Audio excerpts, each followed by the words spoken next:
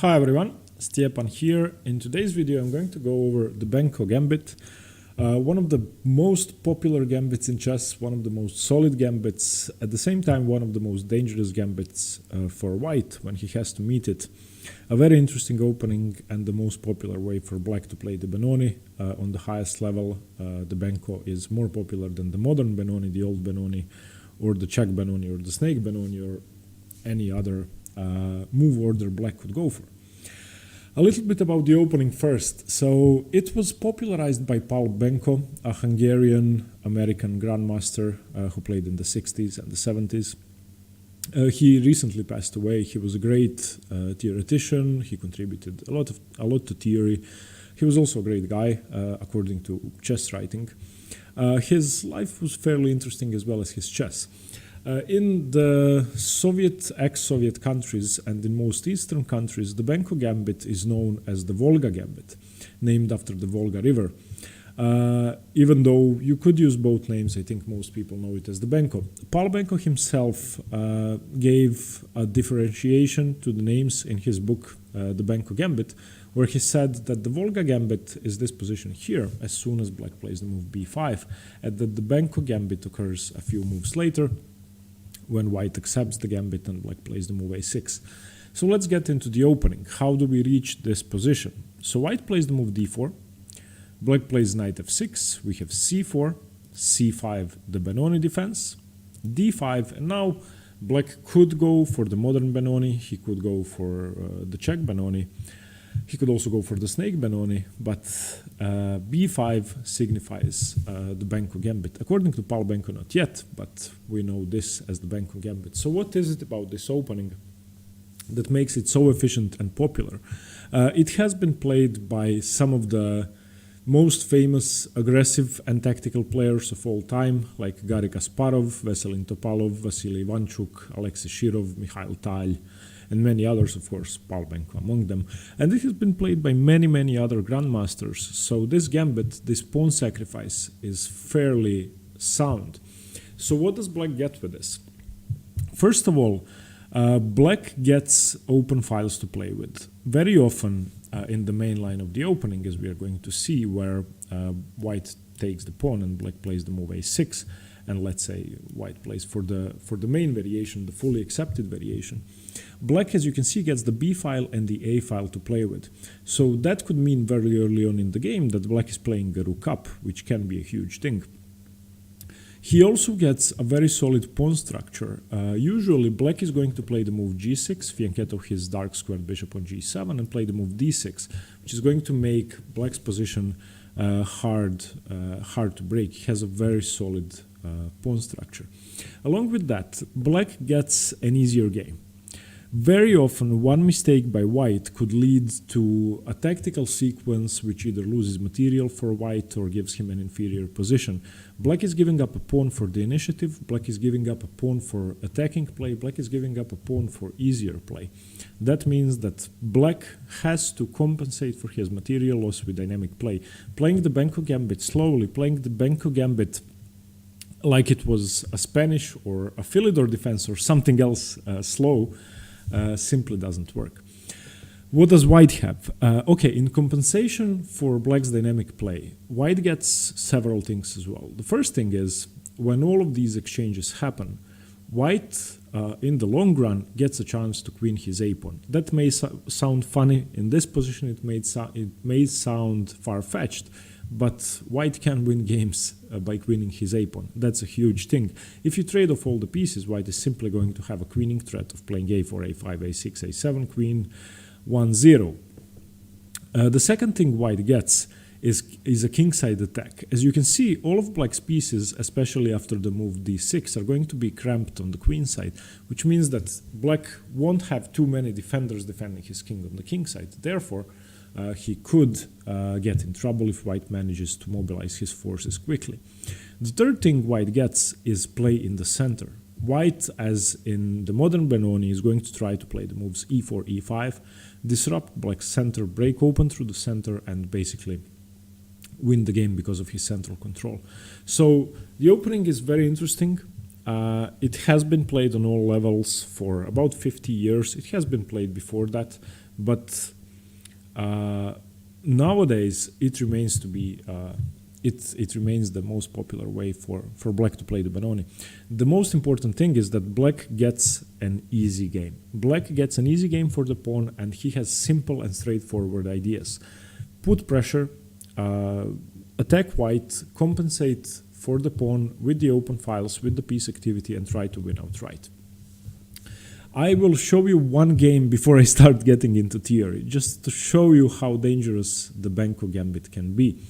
After I do that, we are going to go over all the variations listed on the right side of the screen. I have divided them into the Benko gambit declined and the Benko gambit accepted. Of course, white doesn't have to accept the pawn in the starting position with b5. He can decline to do so. And in the first comment below, you can find a list of other useful games you can use for reference. I'm going to put at least 5 to 10 games, and I'm going to try to find one for each variation, or at least a very interesting game for some variations. In the first comment below, you can also find the timings for each variation. So if you are only interested in, let's say, the pawn return variation with b6 and not the fully accepted variation with b takes a6, you can skip over to that immediately. Okay, so let's look at one game. This is a game played in 2014 by Boris Gelfand playing white, so a very strong grandmaster, and Magnus Carlsen playing black. d4, knight f6, c4, c5, d5, the Benko gambit with b5. Boris Gelfand accepts the gambit, Magnus Carlsen plays a6, and this is the position Paul Benko refers to as the Benko gambit, as opposed to the Volga gambit, which is just after b5. So we have a6, b takes a6, fully accepted, and now Magnus Carlsen goes for what's the most popular move, g6. And I'm going to tell you about the theory in these lines in a minute. I just want to show you the dangers of the Benko. Knight c3 developing, bishop g7, fianchettoing his bishop, as I said. e4, white expands in the center, fairly common. Castles, knight f3, queen a5, putting pressure on the knight. If you could imagine the f6 knight moving somewhere, this bishop could take and black could win the rook. And that's exactly what happens here. Funnily enough, I mean, the black pieces stand poised for an attack, and white should be careful here. The best move is, of course, bishop to d2, simply trying to reinforce the c3 knight. In this position, Boris Gelfand goes badly wrong with bishop d3 and loses the game on the spot. If you want, you can pause the video here and find the best move for black.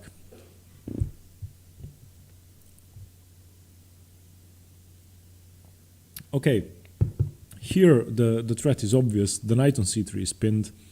The queen and the bishop attack it if the knight moves. So a simple tactic, knight takes d5, wins the pawn. If you don't take the knight, then you still lose on c3. I mean, you could castle and then black is just going to take twice. If you take the knight, you lose all the same, so e takes d5. Bishop c3, bc3, queen c3, check. Queen to d2 and queen takes a1, and after castles the game is basically over. I mean, it's just game over, and the game went on for a little while, but Magnus Carlsen went on to win easily.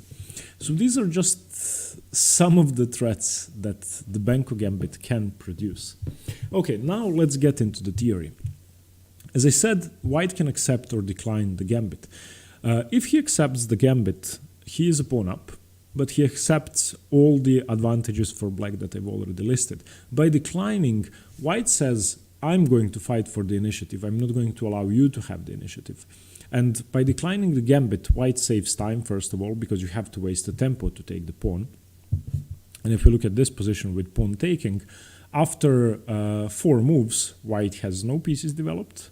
He is a pawn up, and black is about to develop either a piece or a pawn and be up in development, have a lead in development. So by declining, white chooses not to do so. By declining, white develops his own pieces and goes for the initiative himself. Most often, the initiative is going to be highlighted by white playing e4, e5, which he now has time for because he did not take the pawn. There are several ways to decline the gambit. Some of them I'm going to go over in detail. Some of them I'm just going to mention. He can play knight f3, knight to d2, queen to c2, a4, bishop g5, or f3. Some more moves have been tried, but these are the best and theoretically soundest. So let's start with the move knight to d2. The move knight to d2 is supporting c4, so if black takes, which is the main move, white could recapture later on at his own leisure. It also, more importantly, from d2 supports the e4 pawn, so white is able to play e4 now. After e4, black has no better options but to play the move c3, because otherwise the bishop is going to take on c4 for free, so c3. B takes c3, at least isolating the a pawn, g6. Of course, now both sides have 7 pawns, the material is equal. Black has a strong center, but it can be undermined later on with a move such as e6 if black chooses to do so. c4, closing down the position, d6, black closes down his. Bishop b2, bishop g7, knight g2, f3, castles, queen to c2, all normal developing moves supporting e4. Bishop g4, attacking the knight. Usually the fight in the Benoni and in the Benko gambit for white is to push d5 and for black is to try to stop it. So the move bishop f3 tries to undermine the control of e5. Bishop e2, knight b2, d7, castles, rook to b8. And here, since white has declined the gambit, he doesn't have an extra pawn, but he also doesn't have any problems. Black doesn't have a huge attack, white has managed to castle, and the position is basically equal. The engines are always going to like white because he has more space, but it's fine for black. Okay, the other way to decline, the gambit is the move queen to c2, which also supports e4 and c4. So usually if white declines the gambit, he's going to want to support the e4 break. B takes, e4, d6, again the same patterns. c3 now doesn't really work because white can take with the knight, so that's better. Bishop c4, g6, again black fianchettos his bishop, knight f3, bishop g7, castles, castles, knight c3, bishop a6. This is a move you are often going to see in the declined Benko gambit, in the accepted Benko gambit as well, but mostly when the bishop can capture the a6 pawn. Bishop takes, knight takes, bishop f4, of course reinforcing e5, looking at the d6 weakness, knight d7, reinforcing e5, rook f to e1, reinforcing e5, knight b4, putting pressure on white's position and trying to, well, first of all chase the queen away, let's say to d2. And again, an equal position, neither side has anything much. So I would say that if you don't want to get into complicated tactical positions, you should decline the gambit, but it's not easy to play. You actually have to know move orders, you have to know theory. Okay, now let's look at the move a4 after b5. Declining the gambit with a4 is, in my opinion, inferior because you give black 3 good options, one of which is the best option. And this is a pattern you're often going to see. Black playing the move queen a5 check to develop the queen first. Of course, that can be met with bishop d2, but then black will advance his pawn to b5 and block the attack. So here, black can take, first of all, which I don't think is a good option. Black can play b4, which is fine, but the best move is queen takes a5, queen a5 check, bishop to d2, and now b4. And in this position, black has advanced his pawn dangerously forward. White will want to play b3 at some moment. Queen c2, d6, e4. Again, the queen on c2 serves to play e4. g6, once again going for the fianchetto, bishop d3, and now the position goes on with bishop g7, knight f3, castles, and normal plans. In this position, of course, there is no queenside play for black. His pawns are locking down the queenside, and again, an equal position in which white tries to play the move e5. I wouldn't recommend the move a4 for white. I think both knight d2, queen c2, and the move we are going to see now, knight f3, are better. Two more ways to decline the gambit are bishop g5, which are sidelines, and knight f3, knight e4. This is why bishop g5 is simply a bad move. You have to know, I mean, it's not a bad move, it's kind of uncomfortable. If black knows the theory, he's going to play the move knight e4, and then your bishop is going to get chased away. Bishop f4, now queen a5 check, again. Returning the bishop once more wouldn't make sense, just b4, so knight d2. And now g5, again forcing the bishop away. Bishop e5, f6, again forcing the bishop away, bishop c3, and now finally knight takes c3, b takes c3. Taking immediately is okay, but you can also play bishop g7, which is better, something like rook c1 and castles, and black has a slight edge. So the move bishop g5, I wouldn't recommend. And finally the move f3, which supports e4, once again the same idea. So here black has no better option but to take the pawn, bc4, e4, d6, stopping e5, bishop takes c4, and now g6, once again going for the fianchetto, castles, castles, knight ec3, knight bd7, bishop g5. f3 I wouldn't recommend because you are weakening the dark square diagonal. If you imagine the f6 knight moving, the g7 bishop coming to d4, there could be some tactical problems on the diagonal. There are some plans with allowing bishop d4 and playing king h1, and then trying to trade off the bishop and play something like g4, rook g1, h4, h5. But as I said, f3 is kind of weakening.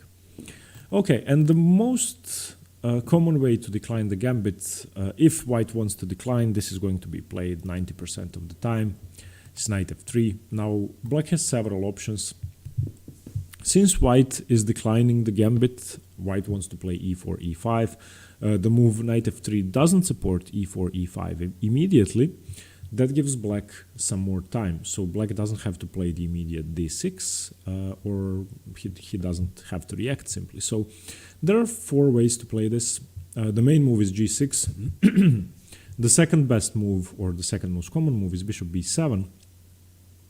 Then you can simply take the pawn on c4, or you could play b4. The two latter options I don't think are as good, because of course white didn't play e4, so you don't really need to do this. Knight bd2, g6, e4 now, when the pawn is supported, d6, and now you basically transpose to the knight d2 lines. The same goes for bc4, where white plays knight c3, d6, and now e4.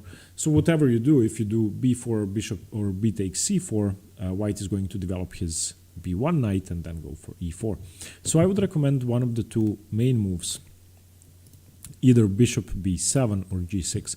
Bishop b7 is a very strong move because now taking the pawn could lead to the loss of the d4 pawn, and advancing the e5 pawn could lead to the loss of the d4 pawn. So this is kind of a very aggressive move. Here white could either go for a4 or queen c2. Queen c2 supports e4, a4 disrupts black play on the queen side. After a4, I would recommend the same maneuver, queen a5 check, bishop d2, b4, and after queen c2, white is going to play e4, but you're going to play d6, and it's going to be much harder to play the move e5 because of the b7 bishop. The second move for white, which I think is better than a4, is queen c2, and now black should take the pawn, bc4, e4, of course, and here, in this position, you have a bishop on b7. You therefore don't have to play d6 and solidify your structure. You can disrupt white's center immediately using the fact that the queen is not on the d file. So if the queen was still on d1, the move e6, which is the best move here, would simply be met with d6, and of course you can't take with the bishop because the queen defends. But since the queen is on c2, you can now play the move e6, and d6 of course loses a pawn to bishop d6. Because if e5 is played, then bishop takes and pawn takes and bishop takes e5, so that doesn't work. So after the move e6, white cannot play d6. The best move is bishop takes c4, trying to castle, and now e5, e5, bishop d5, bishop d5, knight d5, castles, bishop e7, rook e1, and castles. And this doesn't resemble the normal Benoni. There are no normal weaknesses for either side or normal strengths for either side. Black is a pawn up for the moment, but that pawn really isn't that strong. He has an isolated pawn on a7. He's going to have to play d6 to support c5. His pieces are kind of awkward. The white bishop can either come to f4 or it could come to b2, which is a much stronger diagonal. And I think white should be quite solid here.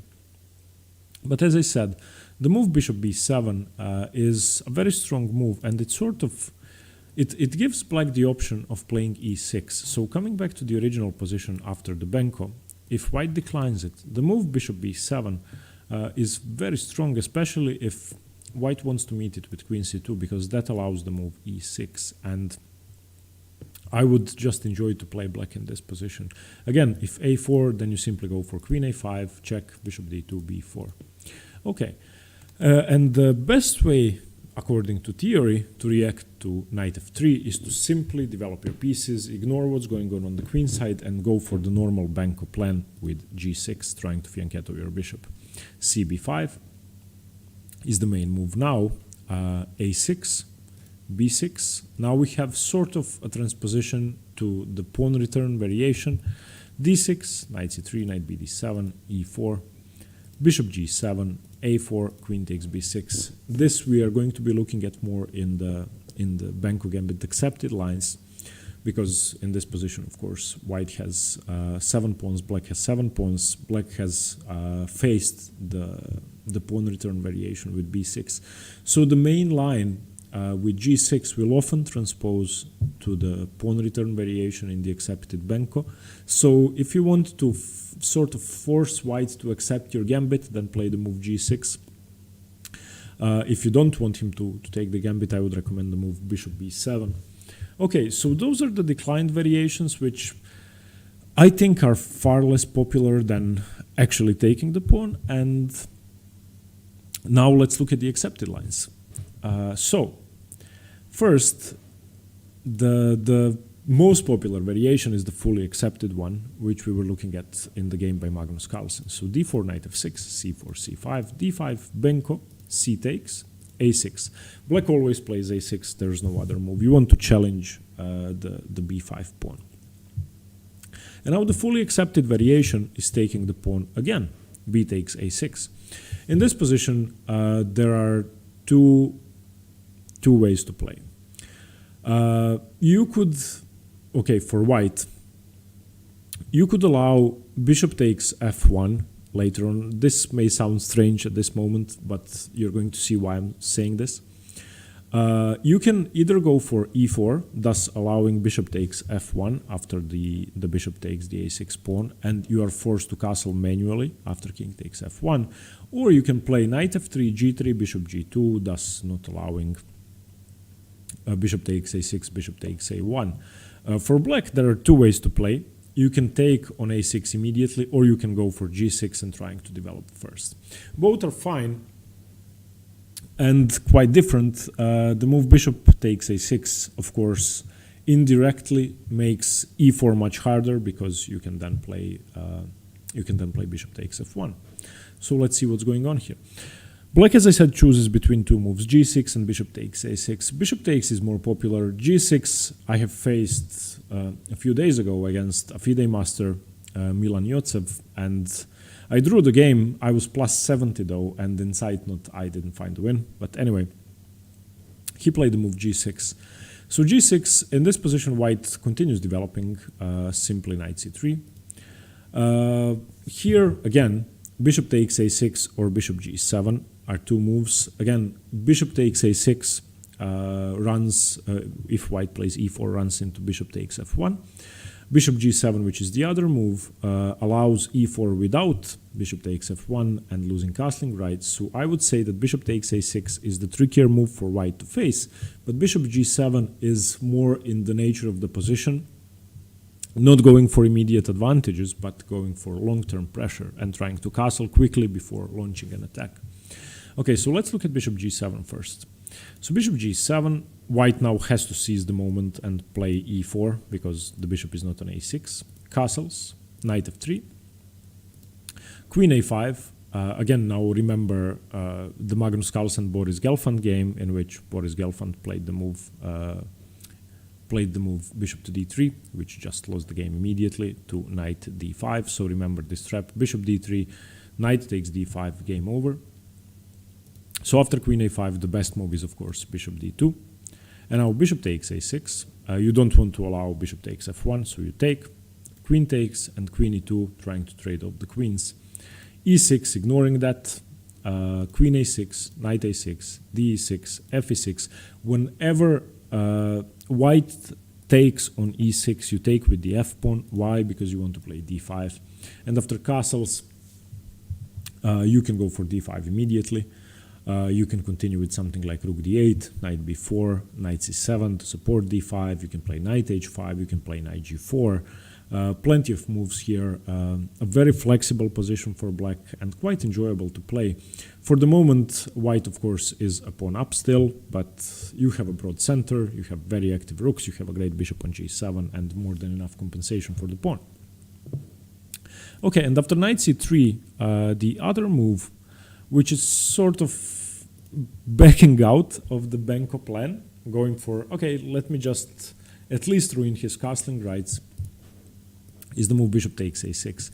And now, of course, if white plays e4, you're going to take on f1. So the fully accepted variation of the Benko is divided between two ways to play for white, as I already said.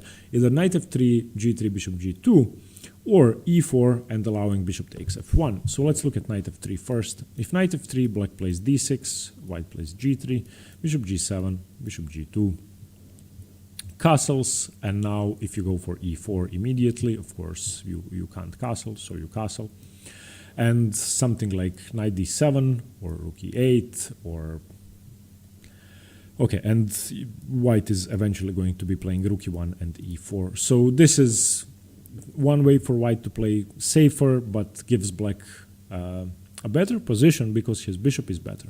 If you look at the fianchettoed bishops, and if you remember yesterday's video on the modern Benoni, and the fianchetto variation, when white fianchettos his light squared bishop on g2, the bishop is bad for the moment, especially considering the fact that white wants to play the move e4, thus putting the bishop behind the e4 pawn and the d5 pawn. But if white manages to play e5, the bishop comes to life. Firstly, because the d5 pawn now becomes a passed pawn if black takes d5, or because the bishop simply gets open on the diagonal by playing the move d6. So this is not an absurd plan because e4, e5 will liberate the bishop. But for the moment, if black can stop e4, e5, then the bishop is just a bad piece. Therefore, most players with white choose e4. And if you are unfamiliar with the position, I'm sure you will never play the move e4 because, of course, every human being who doesn't know the theory here is going to see, well, he takes on f1, I take with the king, what do? I've taken a pawn, this is a gambit, I'm going to lose, and you get scared and you panic, and if you don't know what to do, you are going to lose, you're going to maneuver your pieces around in a way that doesn't make any sense. But e4 is fine. Bishop f1, king f1. Okay, a small advantage. d6, knight f3, bishop g7. But now if you fianchetto your king, you castle manually. g3, castles, king g2. And the thing is, you got rid of your bishop. So you don't really want this bishop here. And you're kind of glad that the a6 bishop, which was very active, is traded off for your f1 bishop. Your king is safe. Knight bd7, rook e1, knight g4, looking towards the white king. Now I don't want to go too much further. The point is, again, the position is going to revolve around white trying to play e5, black trying to stop it. In this position, black wants to seek queenside play. So if you don't know what to do, it's always correct to pile your pieces on e5 and pile your majors on the b and the a file. Very often, this bishop, in conjunction with the rooks and the queen, is going to wreak havoc. On the diagonal and on the two files. Okay, so that was the move g6. G6, as I said, is the more straightforward approach.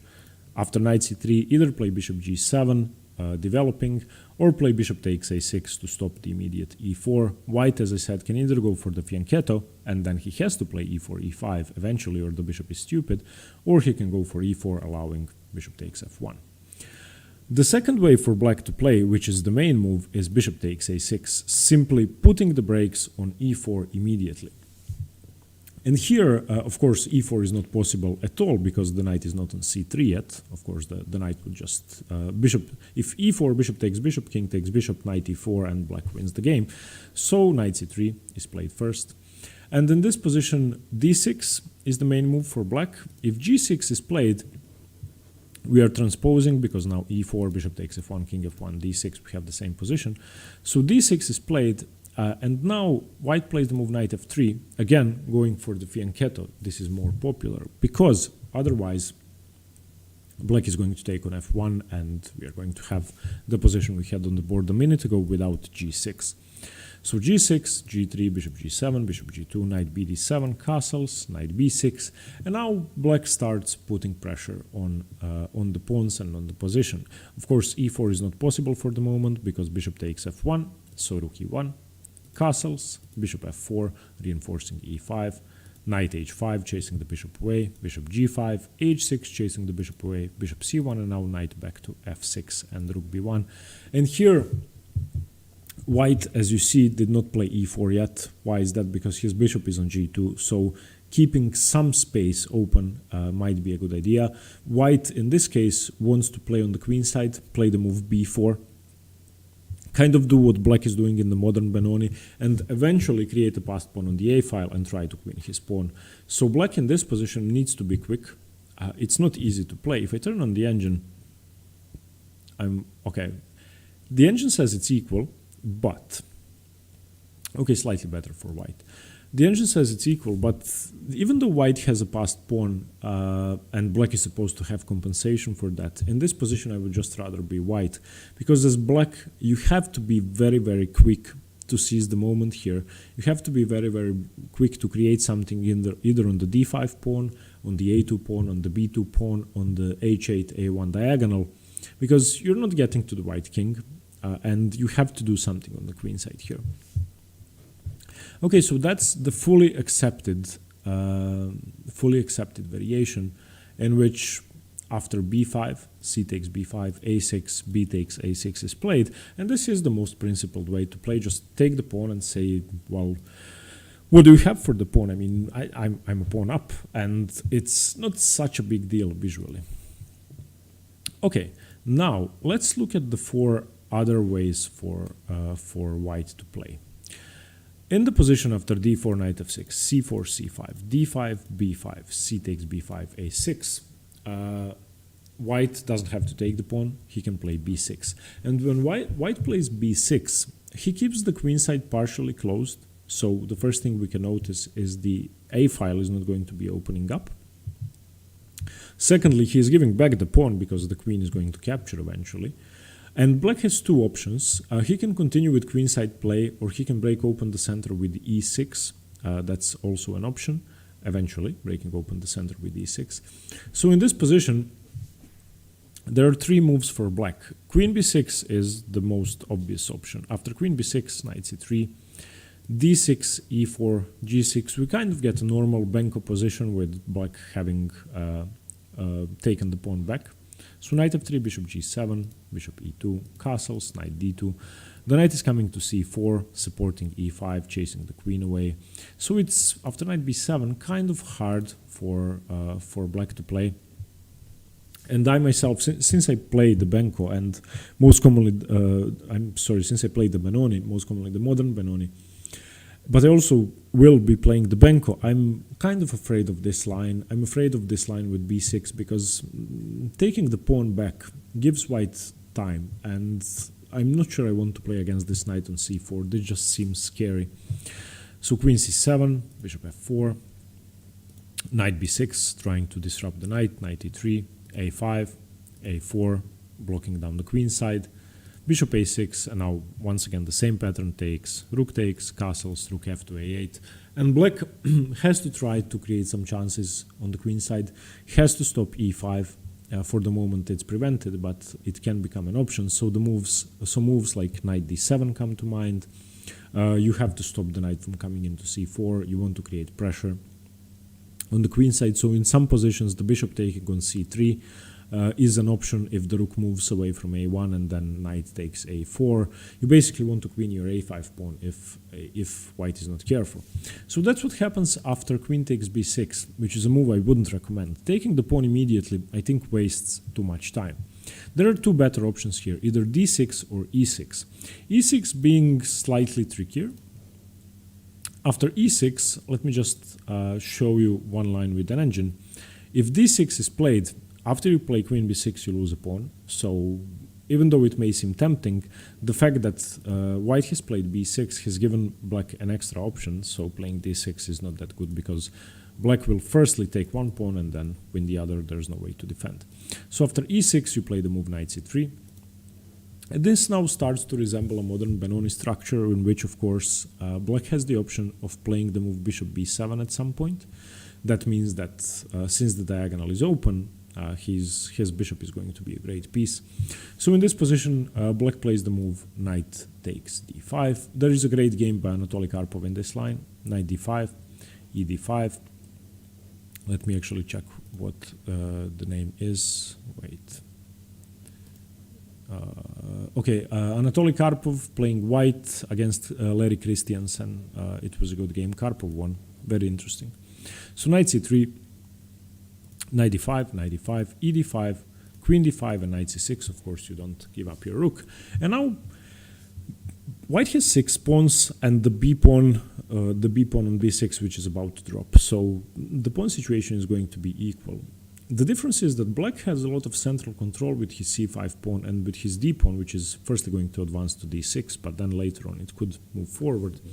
So something like knight f3, rook b8, e4, expanding in the center, bishop e7, bishop c4, castles, and rook takes b6, I think gives black a very pleasant game. So I think that the move e6, even though it may seem counterintuitive to try to break open the center immediately after b6, gives black a ton of chances. So I would actually recommend e6, and that is going to be my response to the pawn return variation.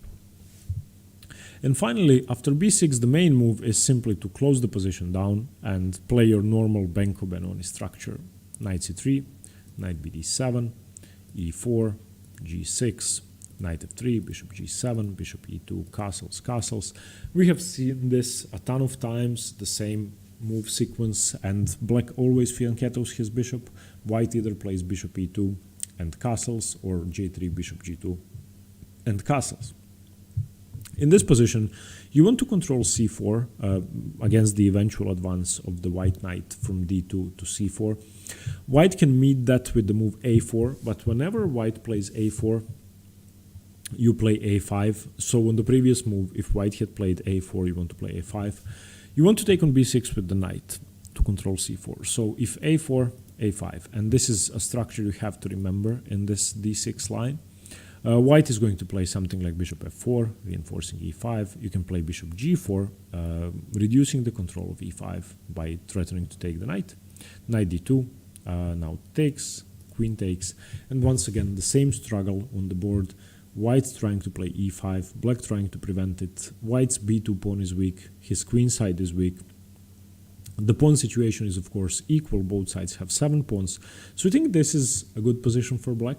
And if you turn on the engine says it's equal, which is, for an opening like the Benko Gambit, quite surprising. I mean, if black has this many chances to have an equal position with more weaknesses to exploit, the Benko is just a marvelous opening.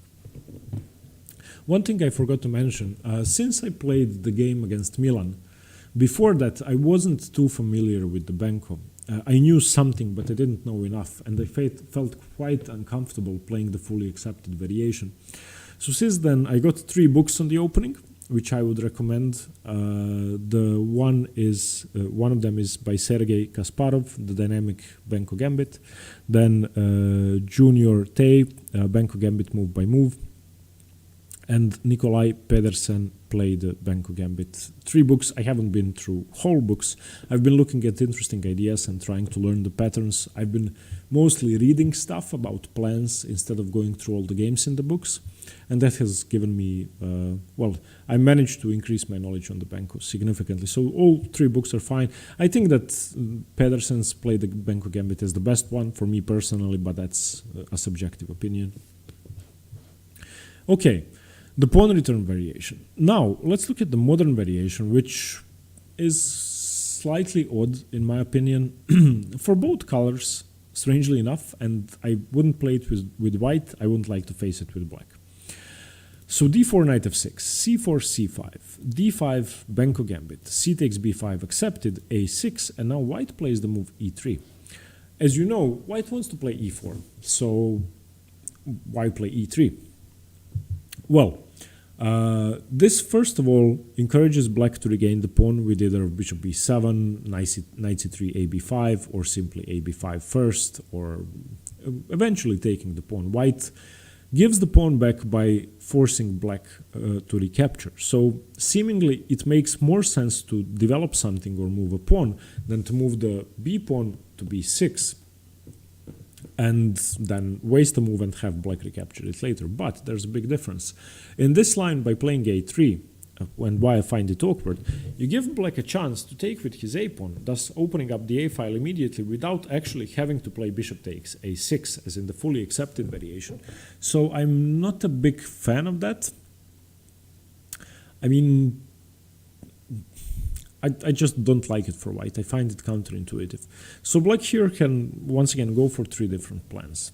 The main plan is g6, just ignoring what white is doing. That's a common theme in the Benko gambit. So just play g6 and fianchetto your bishop. You don't care about white's moves. Knight c3, bishop g7, a4, trying to, well, block the pawn. Castles, you don't care. Knight f3, bishop b7, you don't care. Rook a3, and now e6, breaking open the center.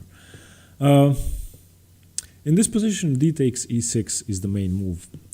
Playing d6 would, I think, lead to a loss of a pawn. It has been played 5 times. White won 40% of the games. But I think a takes b5 is a good enough response if I turn on the engine. So yeah, just a takes b5, bishop takes b5, and now something like queen b6. Fighting for this pawn, maybe going for something like knight e4. And I think the d6 pawn is going to drop. So let's say white castles and either knight e8 or knight e4, and I think you should be able to regain, to take the d6 pawn. So I don't think that's a good move. So after e6, as white, don't be tempted to play d6. Again, you could lose the pawn, and it's likely that you will. So just take. As we said already, whenever white takes on e6, you take with the f-pawn, because you want to play d5 eventually. Queen d6, blocking d5. Queen c8, bishop to e2, knight e8, chasing the queen away. Queen to g3, and now a takes b5, knight takes b5, and knight c6. You played knight e8 to control the d6 square. Ideally, you want to play the move d5. If you can get d5 in, it's going to be a pleasant enough position. Firstly, because you've expanded in the center, you are reducing the scope of white's pieces, especially the a3 rook and the e2 bishop, which doesn't have the c4 square. Whenever white plays knight e5 or eventually knight d4, if you play c4, you just snap it off. You have the bishop on g7 and the c6 knight. Whenever the c6 knight moves, your b7 bishop becomes a monster. There are tactical threats with something taking the b5 knight, and the rook can be, well, not hanging, but you can double the a-pawns. And I mean, a pleasant enough position for black. The engines give this a slightly better for white. Theory shows that white wins. Well, there are only 3 games from this position. White won 2 of them, black won 1. So something like either knight e7 or knight b4 could be useful here. I think knight e7 is a good move, just trying to force through d5 eventually and transferring the knight to f5. So a perfectly playable position and quite pleasant. So g6, the main move, is fine. I think there's a more straightforward way to fight against e3, against the modern variation, and that's simply a takes b5. Well, okay, after a takes b5, bishop takes b5. Firstly, if white doesn't take, you can just play c4 and save the pawn. So bishop takes b5. Now you have this tricky move queen a5, and after queen a5, knight c3, of course, saving the bishop. You can now play bishop b7, and now you are threatening to take the pawn because the knight is pinned. So knight e2, and knight takes d5. Castles, unpinning, knight takes c3, knight takes c3, e6. You don't want to play d6 because the pawn is pinned, it's illegal. So e6, preparing for the later d5 and also stopping any ideas of the knight coming to d4 at any point. White now has to continue with e4, and now we come to the second point why the modern Benko is weird. You play e3, and in many variations you have to play e4 later on. which just, in my opinion, doesn't make too much sense.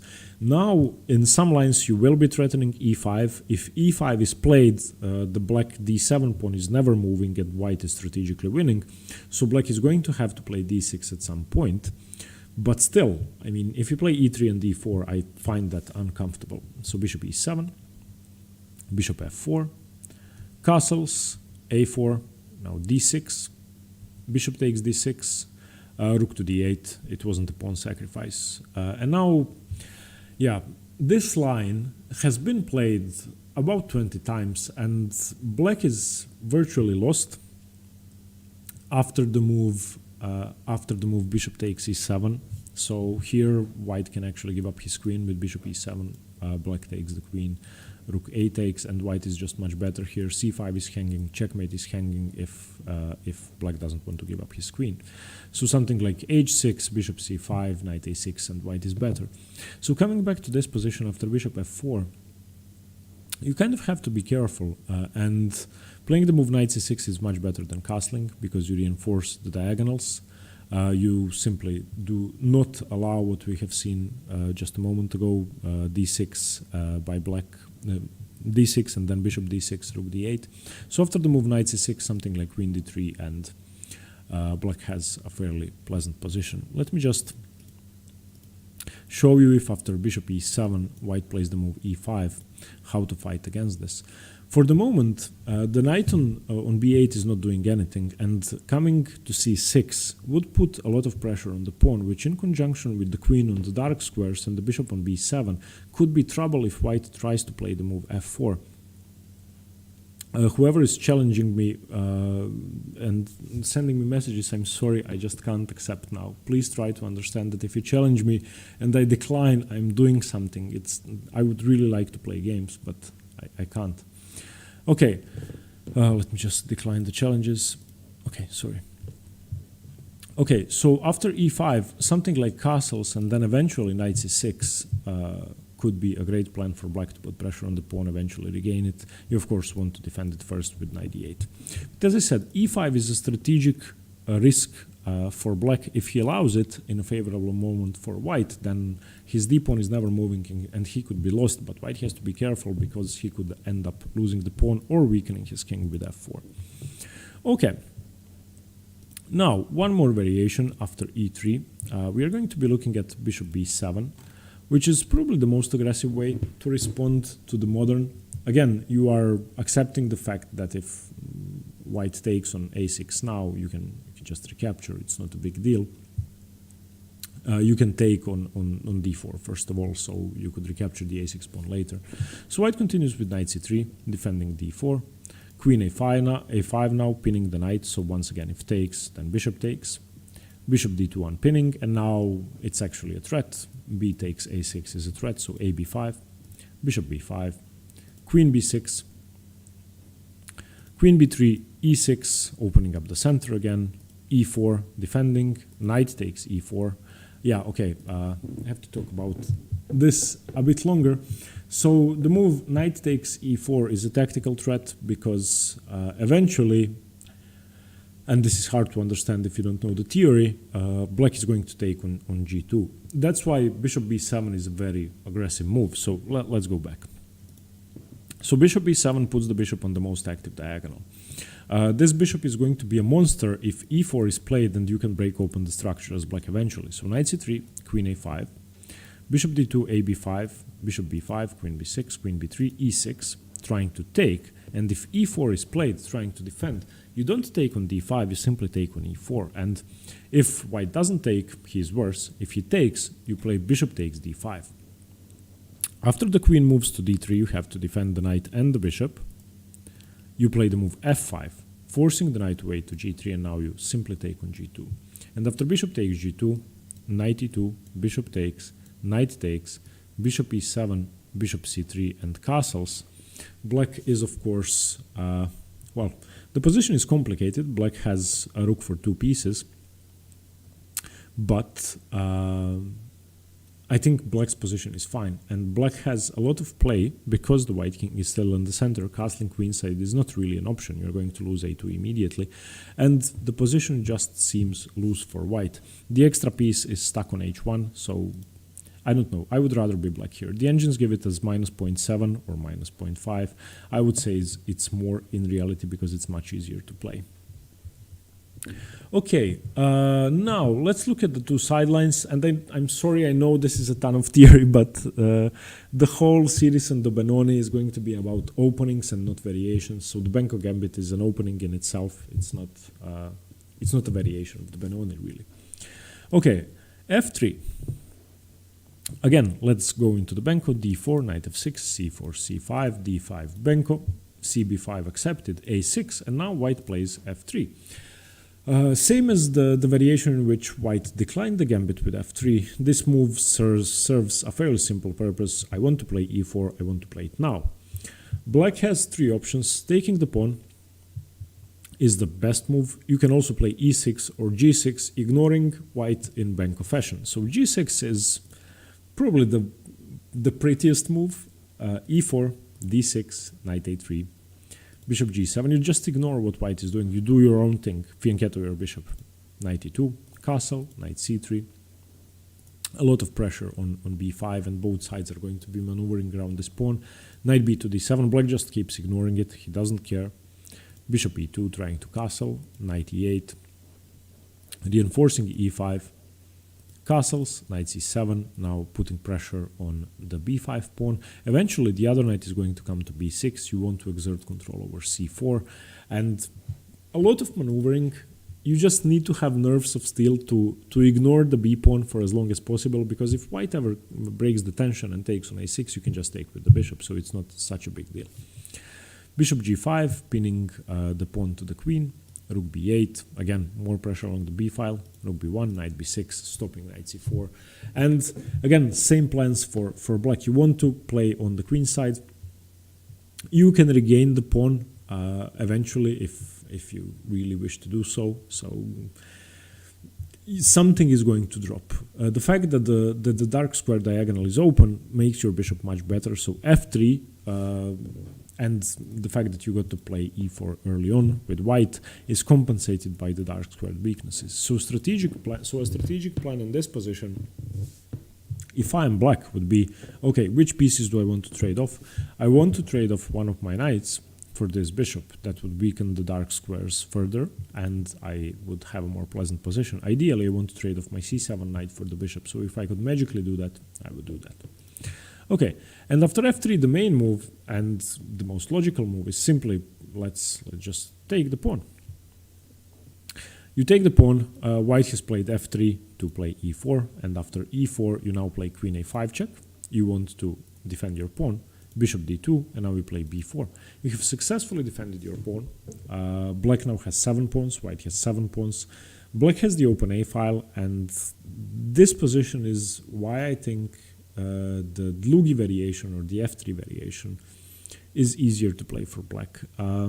White, of course, has more than enough compensation for giving the pawn back and having the open a file for black.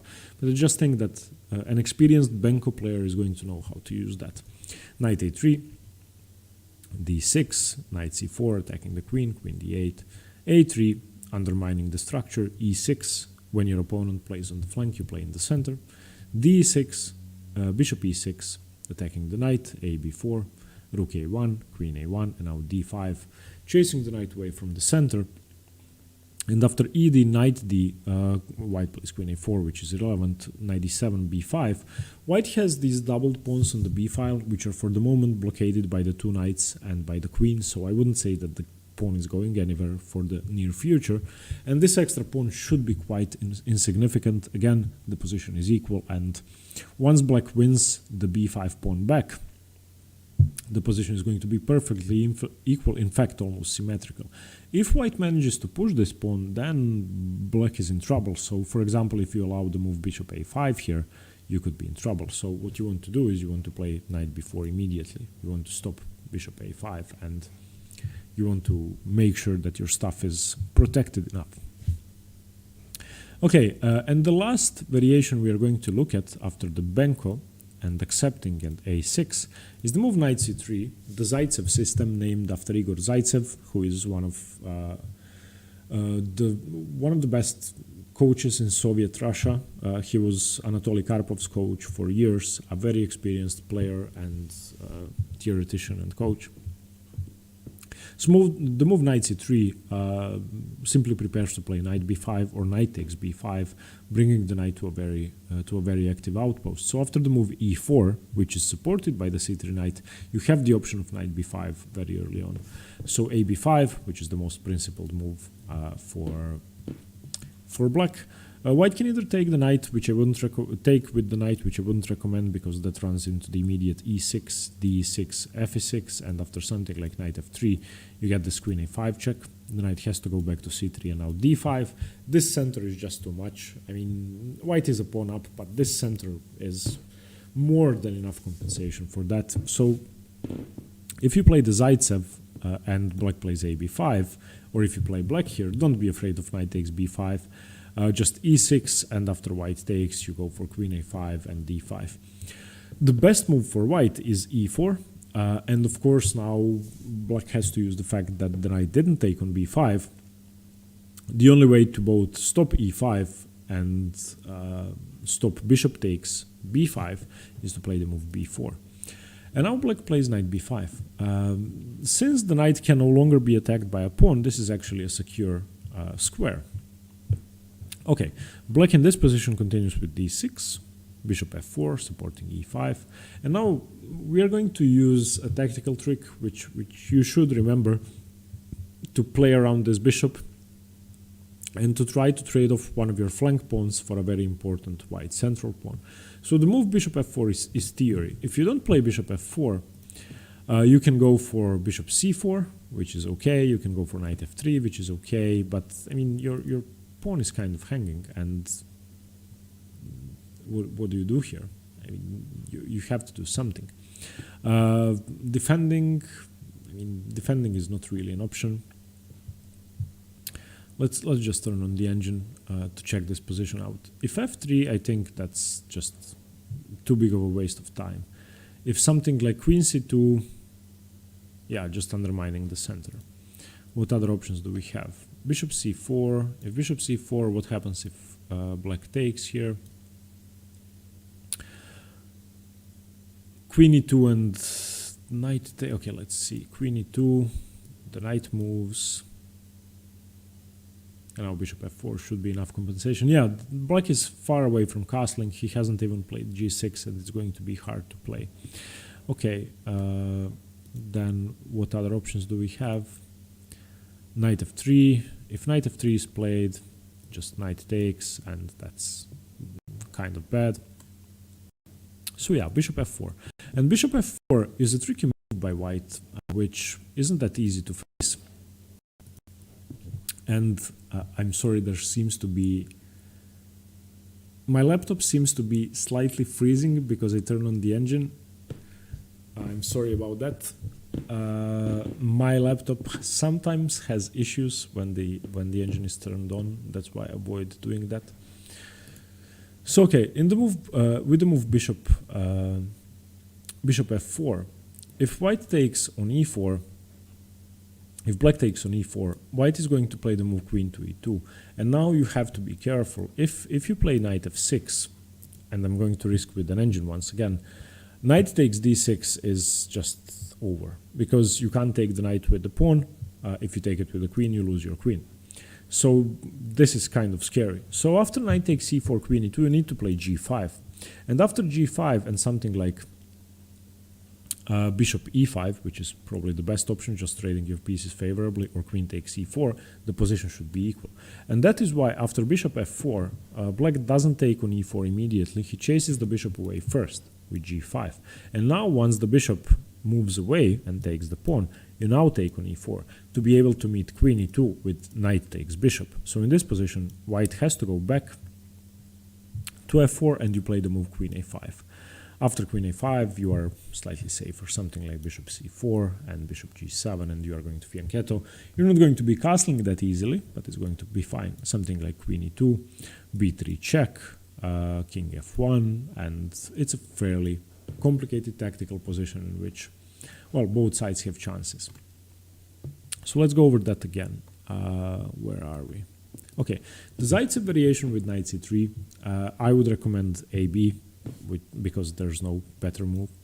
For white, I would recommend the move e4. And now black has to play b4, the best move. White plays knight b5. And after d6, which is the only move, white should play the move bishop f4. As black, you need to be prepared for this. You need to make sure that you don't blunder here. Don't allow something like queen e2 and knight takes d6. Just play g5, that's simpler. Don't take on e4. The pawn is not really hanging because you have to play g5 eventually. So let's repeat that. If you take on e4 and queen takes in queen to e2, you have to play g5. If you retreat the knight back to f6, you're just going to lose the game. This is just over. So game over. You can resign. So again, after bishop f4, you play g5, forcing the bishop to take. After takes, queen e2 or bishop f4 are both, bishop f4 is the move you want to play, and now bishop g7. So this is the Zaitsev, a fairly tricky variation, which if black doesn't know, he could get in trouble. So this will be my choice against the Benko. And I think that most people are not prepared for this, so I'm kind of looking forward to playing this. Okay, if you haven't seen the introduction to the Benoni, you can watch the video on the basics. Again, in the comments below, you can find some very important games for the Benko, as well as the timings for the variations, to make it easier to navigate through this long video. Let me know what you think. I'm sorry about the video breaking because of my slow laptop. I will buy a new one soon, I hope. And thanks. Let me know what you think. Stay tuned for more chess. Bye bye. Hi everyone, Stepan here. In this video I'm going to cover the modern Benoni in detail.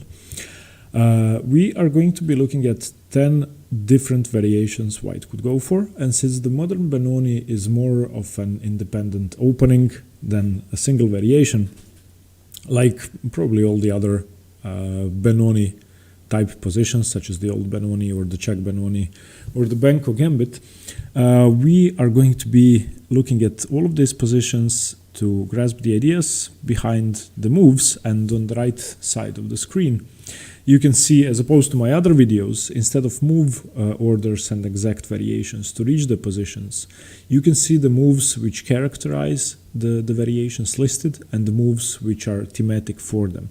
I'm going to be talking about each of these moves, what it represents, what it means, what are the implications for white and for black. Before we start looking into the variations, I'm going to start with the Benoni structure, or the modern Benoni structure, because that's the key to understanding the Benoni. Okay, so I have of course removed all the pieces from the board. Now one thing you should note is that the e4 pawn can be on e2, as we are going to see in some other lines, but this is the more common pawn structure. So what do we have here? Okay, the first thing we can notice is black's d6 weakness. That's the most important pawn in the Benoni structure, and what the structure is going to revolve around for white, because white is going to be targeting this pawn mercilessly. Usually, white's maneuvers are going to include his knight coming to f3, then to d2, then to c4 to put pressure on this pawn. That's going to be one idea. The second idea of attacking, or more so undermining this pawn, is going to be white's most important pawn break in this position, and that's the move e5. It is considered that when white manages to play e5, unless there is a theoretical justification and compensation for black, black is slightly better and he has achieved what he wants. That's looking at the d6 weakness. Now, what that implies is if white manages to play the move e5, and white, as he is in most cases, is forced to capture, white is going to have a passed pawn on d5 or on d6 if it advances, which is going to be a fairly dangerous pawn on the board. Okay, moving on, the second most important thing about the Benoni structure is black's queenside pawn majority. Black has a 3-2 on the queen side, and it's not a fake pawn majority, it's a proper pawn majority because black's c5 pawn has already passed white's d5 pawn. So in case of all the pieces being gone from the board, black isn't going to have a hard time playing b5, a5, and just creating a passed pawn. Then it will depend on whose king is faster, but usually in an ending, that pawn majority and the potential to create a passed pawn could be vital. Okay, so black is going to play for his pawn majority, he's going to play for queenside expansion. The Benoni, especially the modern Benoni, is a very counter-attacking defense, a very active defense in which black doesn't seek equality. Instead of that, he rather seeks active counterplay, and he strives to be better. So either better or worse, you're not really playing this to be equal. So what black wants to do, he wants to play b5 as soon as possible. One benefit of the move b5, of course, is gaining space on the queen side, getting closer to queening your pawn, but also stopping ideas like knight d2, knight c4, where your d6 pawn is going to be much safer. So most often, black is going to prepare the move b5 with the move a6. There are some variations, as we are going to see, in which black is able to play b5 immediately. So when black plays a6 as white, you know what that means. Black is trying to play b5. So one of the most common ways to stop that is for white to play the move a4. After that, black can try to reinforce his idea of b5 with the move rook a to b8, once again reinforcing b5, and then play goes on from there depending on the variation. Another fairly common maneuver in the Benoni structure is for white to play the move a4 in anticipation of a6 and b5. In that case, black responds with the move b6 and then waits until the knight comes over to c4, and then black plays bishop from c8 to a6, attacking the c4 knight and trying to get it away. Okay, another common maneuver, if you imagine that the black king has castled already, when the white knight jumps into c4, is for black to play the move knight from f6 to e8, thus defending the d6 pawn, and also preparing, in some cases, ideas of a kingside expansion with f5.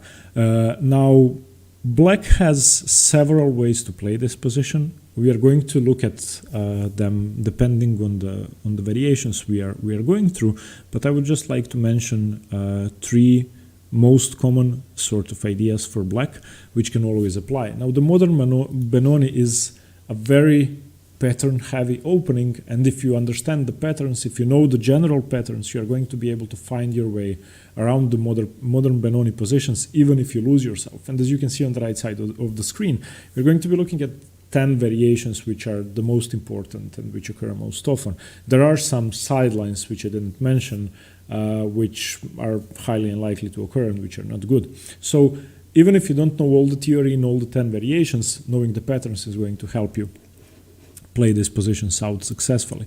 Now, one of the most important pieces in the modern Benoni for black is the b8 knight, and this knight is going to determine most often the nature of the position. So I would say that, and we are going to look at this in the classical variation, there are two ways to play with this knight. One way is to go knight a6, knight c7. The knight on c7 is, of course, supporting the b5 break. It's also, if white manages to play e5, making e6 a bit harder to play. Okay, it's also putting pressure on d5, so when you play knight a6, knight c7, e5 means that d5 could fall.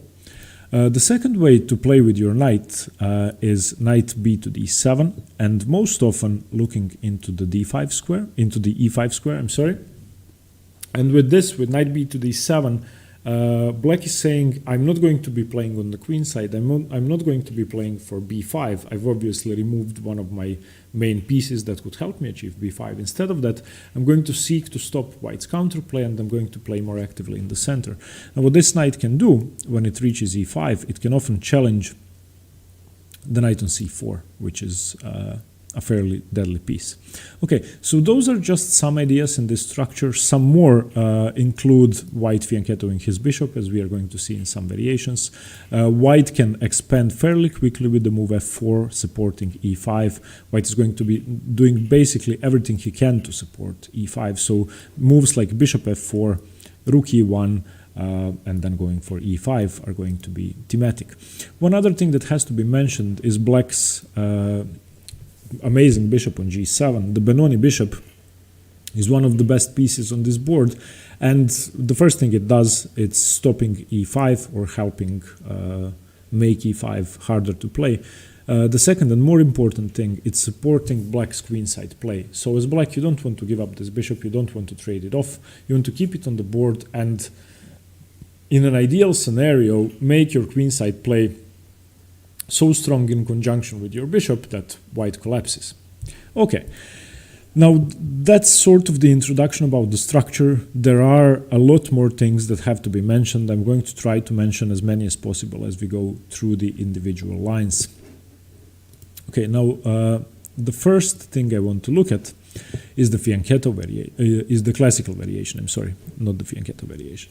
The classical variation is this position you see on the board, and I'm going to go through it once more and reach this position via the most common move order. One thing you have to notice here is that white is playing very necessary utilitarian moves. He's going to develop his c1 bishop later on. He's going to go for his knight maneuver of knight f3 to d2 to c4 later on. What he wants to do is castle and then do everything else. This is the classical variation, fairly traditional, the safest for white, and it's also the most common approach. Now black can play in three different ways, three different plans. Two of them I mentioned already. So one of them would be knight a6 to c7, trying to play for b5, making e5 harder. The other is knight b to d7 to e5, playing in the center. And the third one, which I sort of prefer, okay, let's just castles is normal, is the move bishop g4. And this is, in my opinion, the most active way to play against the classical variation. Now, why bishop g4? As we are going to see in some other lines of the modern Benoni, white often plays the slow but very useful move h3. h3 stops knight g4 and, more importantly, bishop g4. Now, bishop g4 is a very useful move because it's getting rid of the bishop before h3 is played. It's weakening the e5 push, which is white's most important idea, so the f3 knight is supporting e5. And furthermore, it's getting rid of this knight. It's trading your bishop for the f3 knight, meaning that knight d2 and knight c4 is impossible to play. So therefore, bishop g4 makes it easier for black to play b5, makes it harder for white to play e5, a very useful move. As I said, you could go for the other two ways to play this position, but I think bishop g4 is the best. Bishop f4, supporting e5, bishop f3, knight e8, this is what I've been mentioning. So this move controls e5 by the bishop, defends d6 so that the queen is not tied down, and makes it harder to play e5. Queen d2, queen d2, and now white is perhaps trying to trade off the good Benoni bishop, and from this position on there is still a few games of theory. This is just one idea. So something like a6 can be played, preparing b5, a6, a4, knight b to d7, and play goes on from there. Now, the most common way to play this position, the most common move order, is the move rook to e8, simply trying to put the brakes on e5, trying to develop your pieces. White is going to play knight to d2, going for his normal maneuver. Now you've missed your chance to play the move bishop g4, knight b to d7, a4 in anticipation of a6 and b5. Now, one common way to prevent a5 is to play the move b6, but in this position it's not necessary. In this position, the best move is knight to e5, simply stopping knight to c4, and white should be playing the move queen to c2. If you are wondering what happens after f4, which is an expansion white commonly goes for, well, knight e to g4 is almost the refutation of that. In this position, black is already much better. Now, knight c4 is one option, queen b3 is the best move, and in any case, black has a slight edge. The knight can retreat later on. It's threatening to play knight e3, winning the exchange, that's first of all, and also the f6 knight and the e8 rook are attacking e4, and also the f4 pawn can be weak. So let's say knight to c4 is played, trying to simply defend the square. Now already it's becoming almost unbearable, and black is just going to win the e4 pawn, and it's going to become very hard to play. Let's just look at one line, knight e to g4, queen b3, knight takes e4 is a possibility. So some of these lines are fairly crazy. I don't want to go into too much detail. I just want to show you how dangerous it could get for white if black knows what he's doing. Knight c takes e4, bishop d4 check, king h1, and now knight takes h2. King takes h2, queen h4 check, and queen h3 almost instantly forces a resignation. I'm going to show you what this position is like. It's -5, so you can just take the queen. So in the position after knight e5, f4 is not a good move because your position gets quite weak after knight e to g4. e3 is a weak square. The e4 pawn is weak and it's not easy to play. So instead of that, white plays the move queen to c2. And the position continues from there normally. Black can go for several of his own plans, which I've mentioned. One of them is knight h5, trying to expand on the queen side and prevent the bishop g5 pin. He can also go a6, preparing b5. He can go bishop g4, trying to trade off the light-squared bishop. Queen e7 is a move. Knight rook to b8 is a move, trying to prepare b5. g5 is also a move, funnily enough, trying to get your knight into g6 and into f4, and this is the most popular move.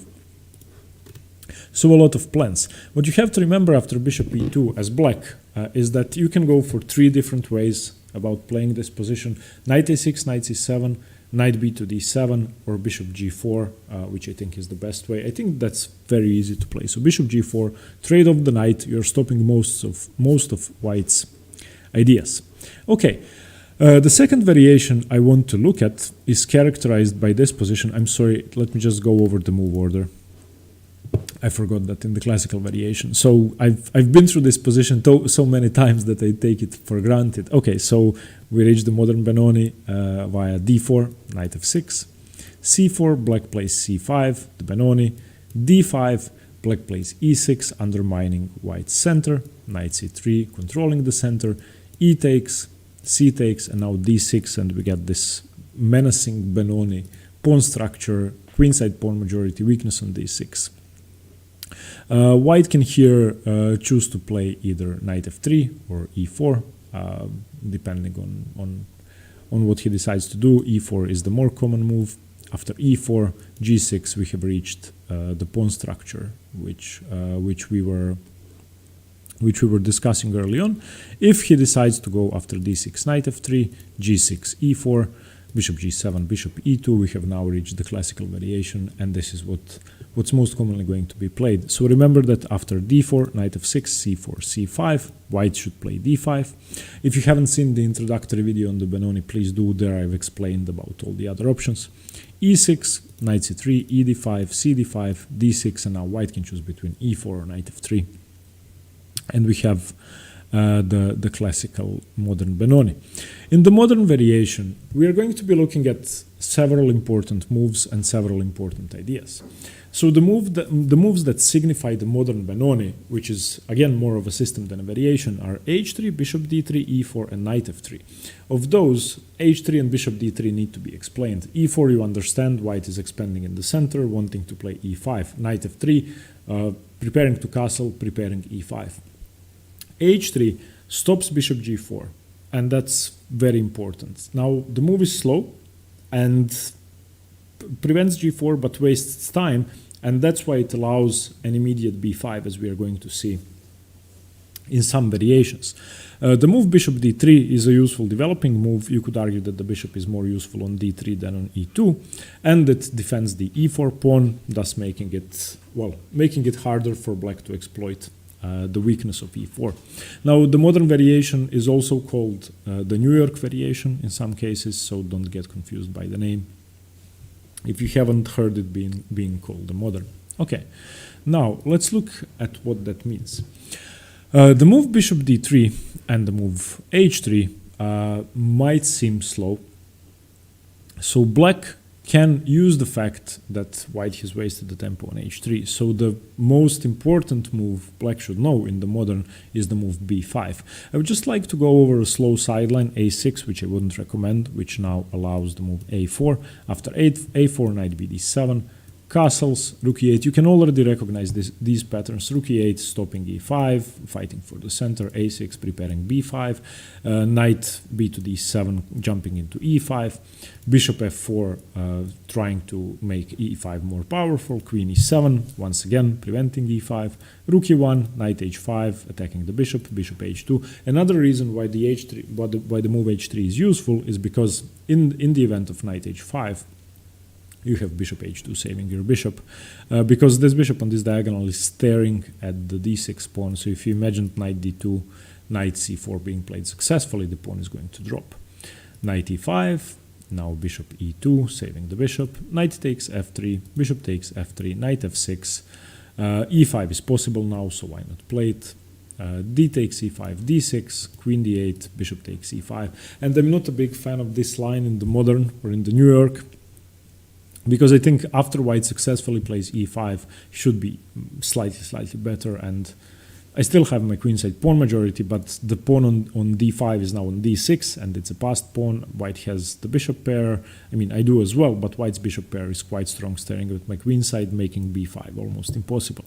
So after bishop d3, if white goes for the modern variation, I would recommend the immediate b5. And of course, what we have to consider is, well, what happens if he takes? So there are three options here for white. The safest option is just to castle, not taking the pawn, but that's just no good. It's safe, it seems safe, but it's not good. You might encounter that from players who don't know the modern. The way to punish this is c4, bishop c2, and now b4, knight b5, and this position is considered to be equal. It's not worse for black, but it's equal, which is for white. It's equal, which is worse, which is bad for white. He should be slightly better in all variations of the Benoni. The way for black to continue is to simply play rook e8 and play with his extended pawns on the queen side, later on following that up with a5. I'm sorry to whoever is challenging me for the third time. I'm recording, so I can't play. Okay. So coming back to b5, castles is an inferior move. I wouldn't recommend it. So what we have to look at is what happens if white takes. White can obviously take with both pieces. Now, the reason why black is playing b5 is because the white king is still in the center, and because the f6 knight is already putting pressure on e4. So in most cases, black is going to be able to regain that pawn, and if white makes a mistake, he could even be in trouble very early on by move 10 or 15. So bishop takes b5. The way to punish that is to simply play knight takes e4. Bishop b5 might seem like the best option because it's stopping rook e8, but after knight takes e4, black now gets to play the move queen a5. And the best move is knight f to d2. You might be wondering, well, doesn't knight c3 simply defend the bishop? No, bishop takes c3, b takes c3, and queen takes b5 is going to win. Okay, so knight f to d2 is the move. After knight f to d2, queen takes b5. What you can see in this position is that white has won the bishop pair. Of course, he is losing. Black has won the bishop pair. Sorry. Of course, he is losing the d6 pawn, but that's not such a big deal. Knight takes d6, queen a6, knight to c4, knight d7, castles, knight e5, exchanging a pair of knights, or the bishop. Knight takes c8, rook a takes c8, and this position is considered to be equal. White is for the moment a pawn up, but there's nothing major going on in this position. Knight e5, bishop e5, rook e1, rook f8, bishop g5, and black is going to be able to regain this loose pawn by playing something like bishop d4 here, and then maneuvering his pieces to the d file, or playing his queen to d6 and simply grabbing the pawn. So this is what happens after bishop takes b5. In my opinion, it's harder for black to go wrong. So bishop takes b5 is something I would recommend as a sideline to white. I would recommend you to take with the knight. So knight takes b5. Now let's punish this.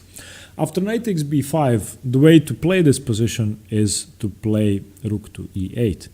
After rook to e8, the best move for white is to simply castle, let go of his e4 pawn. So castle, knight e4, rook e1, a6, now knight c3 or knight a3. Knight c3 is a bad move because you lose a pawn. So knight a3, knight f6 retreating the knight, rook e8, you take with the knight, because you want to open up your bishop. You don't want to move your queen from the defense of d6, and you also don't want to allow bishop g5 being a pin if your queen stays on d8. Okay, bishop g5, queen c7, queen a4, knight f6, a normal position. That's after castles. If after rook e8, white tries to defend with knight c3, which might seem sensible, so why not just defend your pawn? Knight c3. Well, after that, knight takes e4 again, knight takes e4, and now f5 is going to win the piece back. Of course, you can't play e5 because the e4 pawn is no longer on the board. You're getting rid of one of white's knights, and you're going to have a very aggressive position with your pawn on e4. Okay, so that's what happens in the modern or in the New York. So the variation occurs after h3, bishop d3, e4, knight f3. White wants to stop bishop g4, but he allows the early b5. Okay. Now let's move on to the fianchetto variation, which you can see on the board here. We are once again going to see the exact move order to reach this position. It could be transpositional, but the important thing is that it's signified by the g2 bishop, of course, for white. For now it's passive, but if white manages to play e5, this bishop becomes a monster because it's controlling d5 and c6, which is a very important square if the position opens up with b5, and it's also staring at this diagonal, which is important after b5. It makes the bishop on g2 makes it easier to play e4 and f4. It also makes the maneuver of knight d2, knight c4 more efficient because the bishop gets liberated on its natural diagonal. Okay, so fianchettoing your bishop is perfectly normal, might seem counterintuitive with your pawn on d5 blocking in your bishop and with the fact that you are planning to play the move e4 in most variations, but it's a good variation. Okay, 3 ways for black to play, well, 4 ways actually: knight bd7, knight a6, a6, or rook e8. Most are transpositional. So what you want to do against the fianchetto variation is play your common Benoni plans and go for the ideas that you are aware of. The main line goes rook e8, knight d2, a6, a4, knight bd7 looking at e5, h3 stopping anything from coming into g4, rook to b8 reinforcing b5, knight to c4 attacking the d6 pawn. Now black has to react. As we said, when the knight reaches c4 and your knight is on d7, you play the move knight e5, and now challenging the knight. If white takes, you're going to recapture with the rook and have no problems at all. So white has to play this maneuver knight a3. And knight a3, of course, is useful because it stops b5.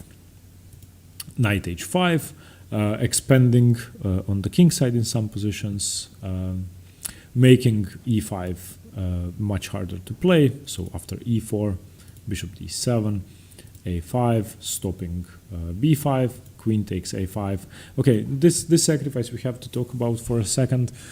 a5, which was attacked, a4 was attacked by the bishop after bishop to d7, and in some positions the pawn was hanging. And also after bishop d7, b5 was coming, so black plays the move a5 to gain time. White plays the move a5 to gain time, of course sacrificing a pawn. Now, what does that mean? After a5, queen takes a5, we now have this very aggressive compensating move g4, chasing the knight away, knight f6, f4. And this position you just have to know. This is the main line of the fianchetto, and this idea of a5 for white you have to know. If you don't play a5, black is going to play b5 and be miles better. If you play a5, black has to take it. If black doesn't take it, he's going to be worse. When black takes a5, you need to play for this g4, f4 expansion. Now, this weakens your king, but black is forced to sacrifice a piece here. If you want to pause the video here and try to find the only move for black. Okay, your e5 knight is under fire. You have to move it. If you move it to c4, you are going to lose it. If you move it to d3, you're going to lose it. If you move it to f3, you're going to lose it. c6 as well. So the only sensible move here is knight e takes g4. And after h takes, you take with the knight, you don't take with the bishop.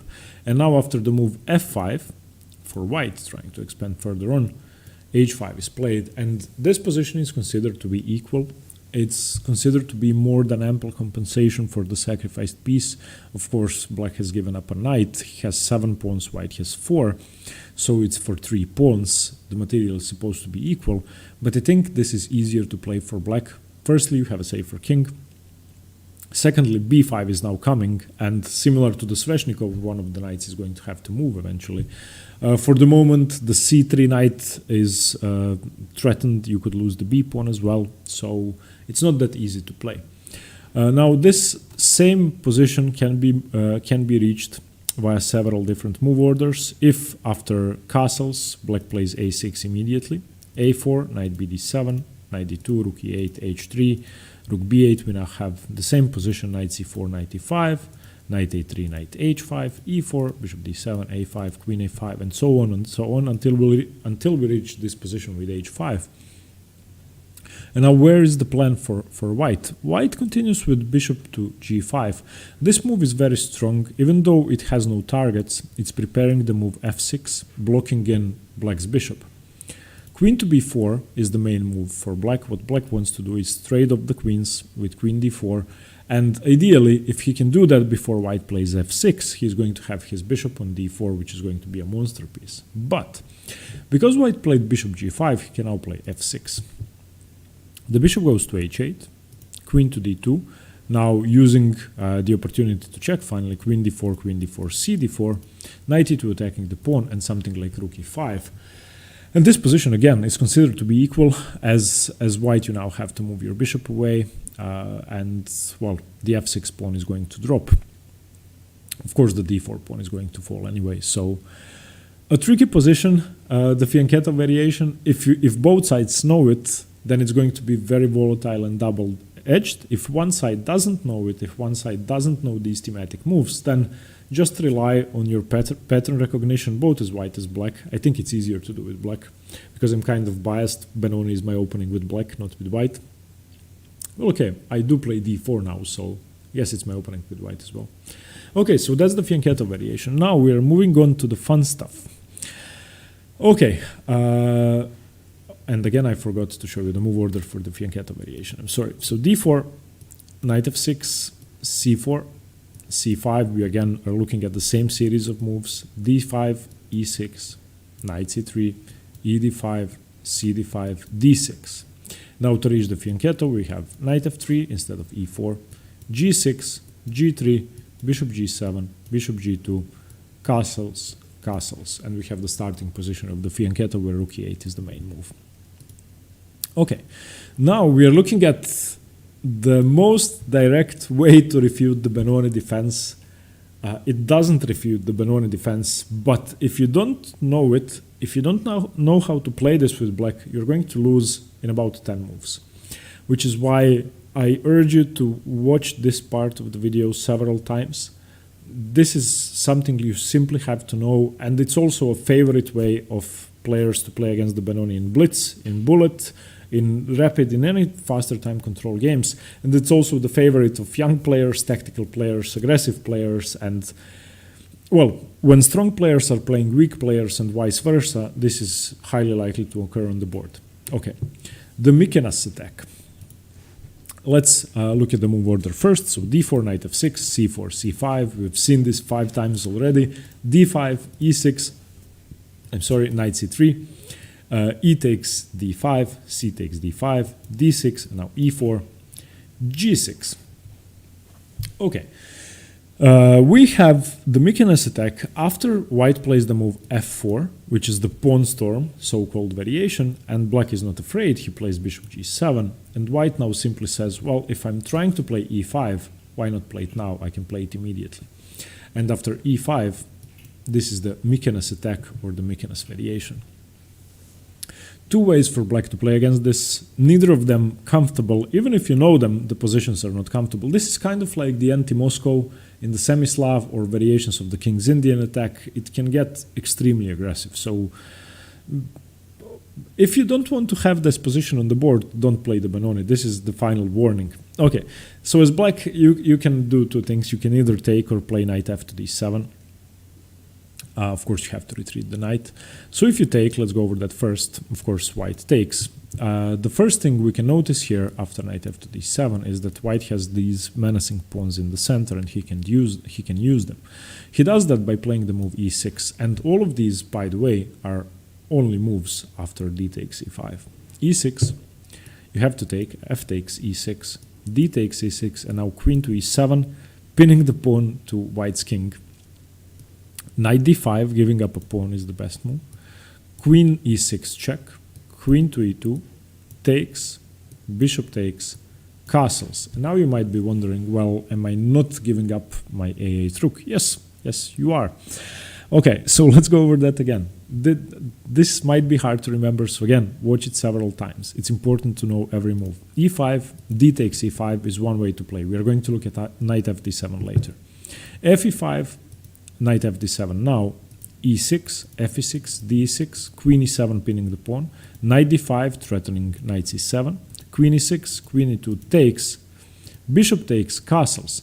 And now knight c7 is allowed because after knight c7 you play knight c6. When white takes on a8 you play knight b4. And now what does white do? You are simply threatening knight c2. You're threatening to win the knight. White plays the move knight f3. Now let's look at some other options. What was played actually? Knight c7 has been played once, and black won that game with knight e5, simply getting another knight to the center. And well, black is castled, so it's going to be easier to play this position. I haven't seen this move knight c7. I guess it has to be bad, but okay. Knight e5 is the best move. Not taking the rook and not saving the rook, so bishop g5, and now knight to c2. What happens if he tries to save the rook now? Let's say he tries rook to b1. Okay, bishop f5. You basically get all of your pieces into play and win. Okay, so after the move knight to b4, the best move is knight f3. I've been looking at one option, knight b4. I've been looking at bishop d1, just trying to stop knight c2, but then knight d3, king e2, and knight f2 is going to win the second rook, so it's not easy to defend. So you basically have no way to save your own exchange as white or your own rook. So after the move knight b4, you play knight f3, allowing knight c2 check, and after king d1, knight takes a1. And now it's evenly uneven, an imbalanced position in which both sides have the bishop pair. The white king is naked in the center. White is a pawn down. Very complicated. And if you don't know this with black, you're going to lose. If you know it, you could win easily. If I turn on the engine, the evaluation of this position is minus 0.1, so equal. It's nothing major for black, but you are a pawn up, and that's something. Okay. After e5, if you don't want to play d takes e5, which is the harder variation to play in my opinion, you can play the main move, knight f to d7. After knight f to d7, knight b5 is the main move. Of course, putting pressure on d6. Now again, you have to take d5, knight d6 check is allowed, and in most variations this is going to be allowed. The same thing goes after knight f to d7, knight e4, which leads to the same variation, d5, knight d6 check, king e7, knight c8 check, queen c8, knight f3, rook e8. So let's look at it after knight b5, because that's the more common move order. Knight b5, d takes e5, you have to take, otherwise you lose a pawn with check. Knight d6 check anyway, king e7, knight takes c8, queen takes c8, knight f3. An interesting move is e5 here, but it's more complicated to play, so I would recommend rook e8 so you can tuck your king away. F e5, knight e5, bishop b5 attacking the rook, and now knight b to d7. And this is easier to play. Again, black has 6 pawns, white has 5 pawns, white has given up a pawn in this position. Otherwise, the material is equal. Again, I think the position is slightly better for black. The engines give it as equal, but I think it's easier to play black, especially in the long run, because you are a pawn up. Okay, so again, the Mykonos attack or the Mykonos variation, watch several times. Just learn the 2 ways to play this, or learn one to be able to defend. Okay, the Taimanov variation is reached after the same move f4 and black plays bishop g7, same as the Mykonos attack, and let's go over it once again. So d4, knight f6, c4, c5, d5, e6, knight c3, ed5, cd5, d6, e4, g6, f4, bishop g7, and now the Mykonos attack is e5. The Taimanov variation, which is not as popular nowadays, but it's still more popular than the Mykonos attack, is bishop b5 check, disrupting black's play. Now, pause the video if you want to find the only correct way to block the check. This will show whether you've understood the variations so far and what white is trying to achieve. Okay, after bishop b5 check, there are two ways to block the check which simply lose. Bishop d7 is the first one. Why does it lose? Because it allows e5. e5 is unopposed. If you take it, white is going to recapture with the f-pawn. So black plays knight h5, that's the only move now. Knight f3, castles, bishop takes d7, queen takes d7, castles. You basically allowed white to get e5 for free. The second bad move is knight b to d7. After knight b to d7, again, because the knight is pinned, free e5. After e5, d5, fe5, again knight h5. Your pawn is pinned, you can't take on e5. White is winning. So after bishop b5, the only way to play this is knight f to d7, because if e5 is played now, you simply take it twice, win a pawn. Okay, so the way to play this is a4 for white. You can castle or play a tricky variation with queen h4, which I would recommend castling because it's more sensible. But if you want to spice things up, play queen h4 check. The only two moves are king f1 and g3. Most people are going to play g3. And after g3 a tempo on your queen, you play queen e7. Now you could argue whether provoking g3 and having your queen on e7 is more useful than rook e8 and castling. I would say that castling is more useful. So after a4, castles, knight f3, knight a6 going for knight c7, castles, or I'm sorry, going for knight b4. Knight c7 can be played, and I wanted to mention that. I'm not sure how many times it's been played, around 200 times, but knight b4 is the more active move. After knight c7, you chase the bishop away to d3, and now you continue with a6. Of course, your c7 knight is supporting b5. But knight b4 is a lot more menacing because it's now looking at the d3 square, looking at c2. You can still play a6 later on. So after something like rook e1, you can play a6. The bishop goes back to f1. And now after rook e8, this knight is quite useful in the center.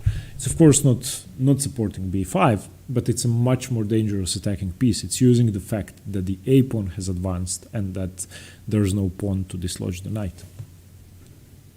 h3, f5, bishop d2, fe4, knight e4, knight f6, and we again have a normal Benoni position in which the d6 pawn is weak, and you learn to live with it. You are at least now provoking an exchange of knights, knight f6, bishop f6, queen b3, a normal position. So in the Taimanov variation, the important thing to remember is that you have to block with your f knight in order not to allow e5. And from there on, you can either play knight a6, knight b4, or knight a6, knight c7, try to play for b5. Both plans are fine. Of course, it's highly likely that white is going to manage the move e5 at some point because he has played f4, and it's going to be harder for you to defend. But it's not as tricky as the Mykonos. Okay. Now, I want to look at this variation called the 4 pawns attack, or the 4 pawns. It comes from the classical with a few more moves interposed. It's characterized by knight d2 and f4. And I just want to mention it briefly because this is going to make it harder for you to defend, because white is playing f4 after having developed all of his pieces. So how do we reach this position? So d4, knight f6, c4, c5, d5, e6. If you don't know this already, then knight c3, ed5, cd5, d6, e4, g6, knight f3, bishop g7, bishop e2, the classical, castles, rook e8, knight d2, and now your next move is going to be f4, knight b d7, f4. And this is fairly aggressive, trying to play for e5, but black needs to seek counterplay. So a6 trying to play b5, a4 stopping b5, rook b8 trying to play b5, king h1. Now preparing the move g4, in some positions after, let's say, queen c7, g4 can be played, and it's only been played 2 times here and it loses, but if you don't know how to defend against it, and if it comes at the correct moment, it could be very strong. So the 4 pawns with g4, of course, king h1 prepares that, could be strong. e5 is the best move. If you can play it, d5. And now the justification for e5, of course, if you just take with the f pawn, black is going to take. The justification is the move knight c4. After knight c4, black needs to play precisely. First of all, white can play d6 at some point. The e5 pawn is under attack. It's still defended 3 times, so black needs to play energetically. b5, expanding on the queen side while you can, while the bishop is blocked. Takes, f takes e5. B takes c4, e takes f6, bishop takes f6, and now d6. And after the move queen d8, white, of course, has a fairly pleasant position, despite, for the moment, being a pawn down. He's going to regain the pawn immediately if he wishes to do so with bishop c4. And I think that black's position is quite cramped. This is just one sample variation of what could happen, but the 4 pawns can be very tricky to meet. So if white develops normally and then goes for the move f4, you could be under a lot of pressure fairly quickly. Okay, now the 2 variations with funny names, the Knack variation and the Kappengut variation. The Knack variation is a very sinister and deceptive variation, which, if you are unaware of, is going to be hard to meet.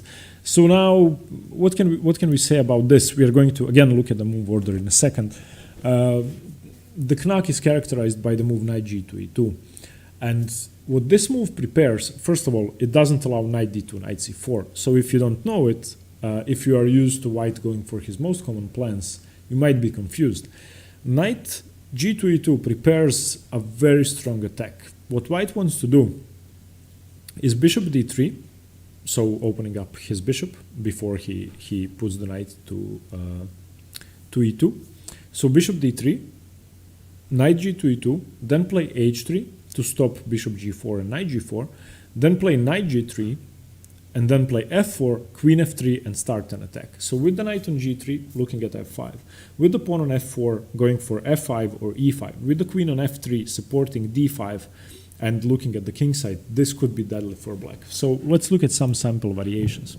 So after d4, knight f6, c4, c5, d5, e6, knight c3, e d5, c d5, d6, e4, g6. White now starts with bishop d3. You start with bishop d3 because you don't want to play knight g2 e2 when your bishop is on f1, and you also don't want to play knight f3, and you don't have any other useful moves but to castle as soon as possible.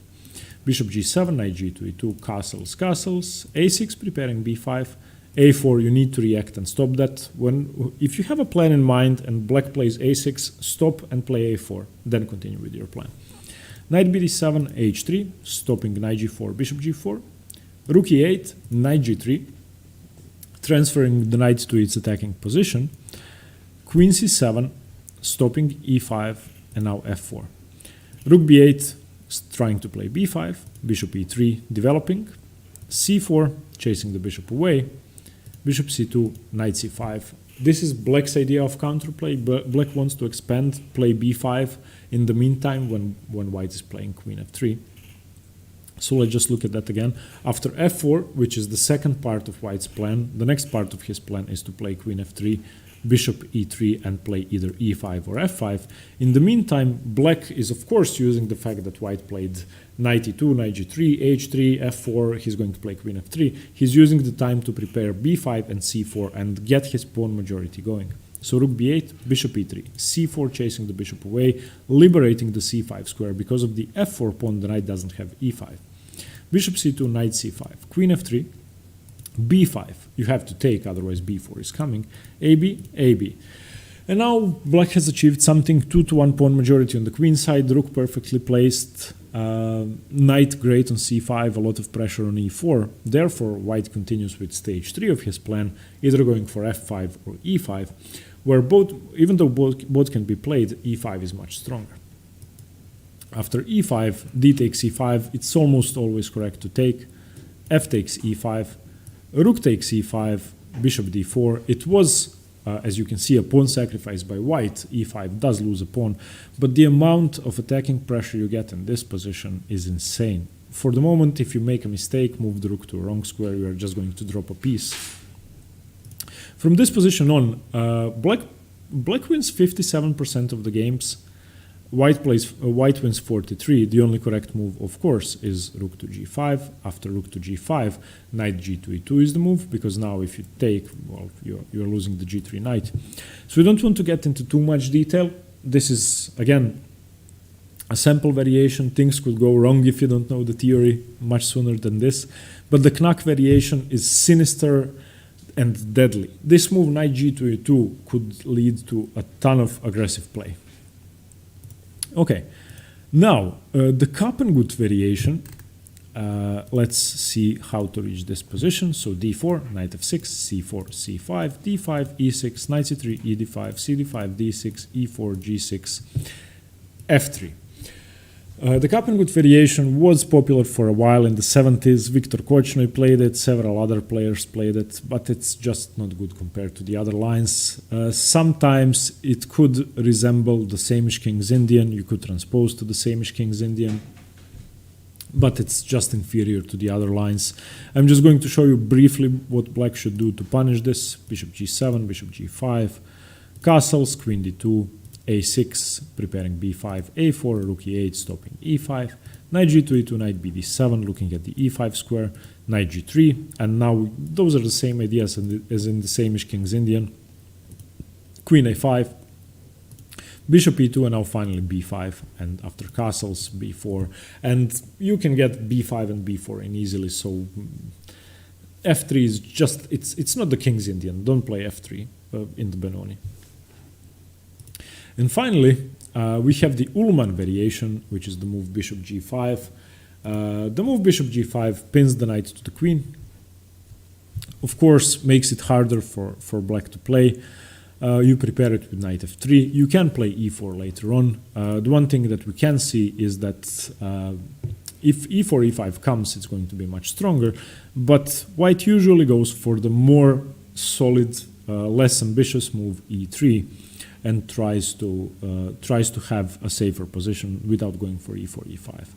So black again does the same thing. Bishop g7, e3, black castles, knight to d2, looking into c4, of course, h6, chasing the bishop away to h4, knight a6, coming into c7, so knight c4, knight c7, a4. Now we come to this thematic thing that I want to talk about for a second here again. If white plays a4 before you've played a6, it's always correct to play b6. In 1 out of 100 positions, that's going to be a mistake. So if a4 is played when your pawn is not on a6, just play b6. After b6, white is going to continue normally trying to castle, bishop e2, and now again, if white has played a4 and you've played b6, it's always correct to play bishop a6. Again, a move you don't have to think about. So in the Benoni, you are often going to be saving time when you recognize the patterns. White castles. And again, when your knight is pinned, it's always correct to play queen d7, almost always. b3, solidifying its structure, solidifying the knight, and the play goes on from here. So the Ullman variation is not too ambitious. For black, you can rely on pattern recognition. Remember that if white doesn't play a4, you can play a6, b5. If a6, a4, you go knight a6, knight c7. You later on, from here on, you go rook e8 and just continue the position normally. King h7 is a normal move, trying to tuck your king to safety. A lot of normal ideas. White, you can also, as black, take the knight on c4 if white doesn't play the move b3. After the move b3, it makes slightly less sense because, of course, the pawn is going to be supported here. So the Ullman variation, I don't think you will encounter that often, but I still wanted to mention it. Okay, coming back to the Benoni structure to finish this. the Benoni, or the modern Benoni, which is the most popular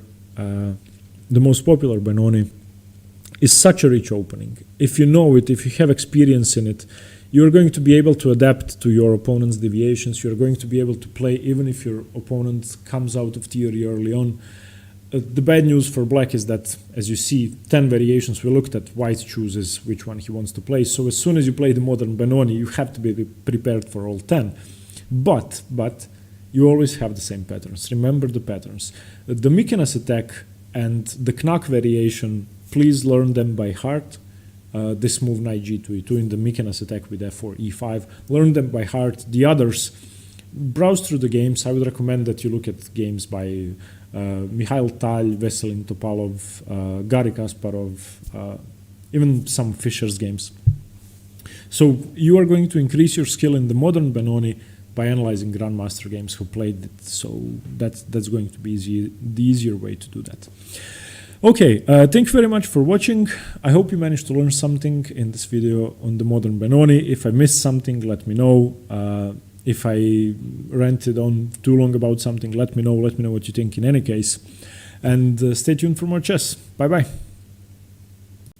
Hi everyone, Stepan here. In today's video I'm going to continue the series on the Benoni defense with the most underrated version of the Benoni, the old Benoni, which is still interesting and has its own venoms, advantages and disadvantages. I'm firstly going to talk about the idea behind the move c5 on move 1, which is the old Benoni. I'm going to talk about the options white has, so he can obviously take the pawn, he can defend his d4 pawn, and he can just ignore what black is doing. And then we are going to talk about using the old Benoni to transpose to some other variations of the opening, which might be useful, getting your opponent out of theory, out of prep, using a different move order. Then we are going to be looking at positions where white plays the move knight f3, trying to confuse you. And we are also going to talk about, of course, the main lines in the old Benoni and what the idea behind the opening is. So to start with, let's talk about what the old Benoni is. So the old Benoni is playing the move c5 immediately. If you've seen the introductory video on the Benoni, you will know that there are different ways to enter the opening. For example, entering the modern Benoni starts after white plays d4, black plays knight f6, c4, c5, white plays d5, which is the main move, and black plays the move e6. So in this case, after d4, black continued with knight f6. Now, of course, after knight f6, you are not giving away what you are trying to play yet. So from here, this could still be the Nimzo Indian, it could be the Grunfeld, it could be the King's Indian. You might even enter the London system. If white plays knight f3, you play d5, he plays bishop f4. You could enter the Kole, you could still enter the Trompovsky with bishop to g5. So this is slightly riskier, going for the modern Benoni and going for the main lines. For example, the Benko Gambit. If you're expecting the Benko Gambit and white to play c4, you're going to play c5, he's going to play d5, and you will play b5.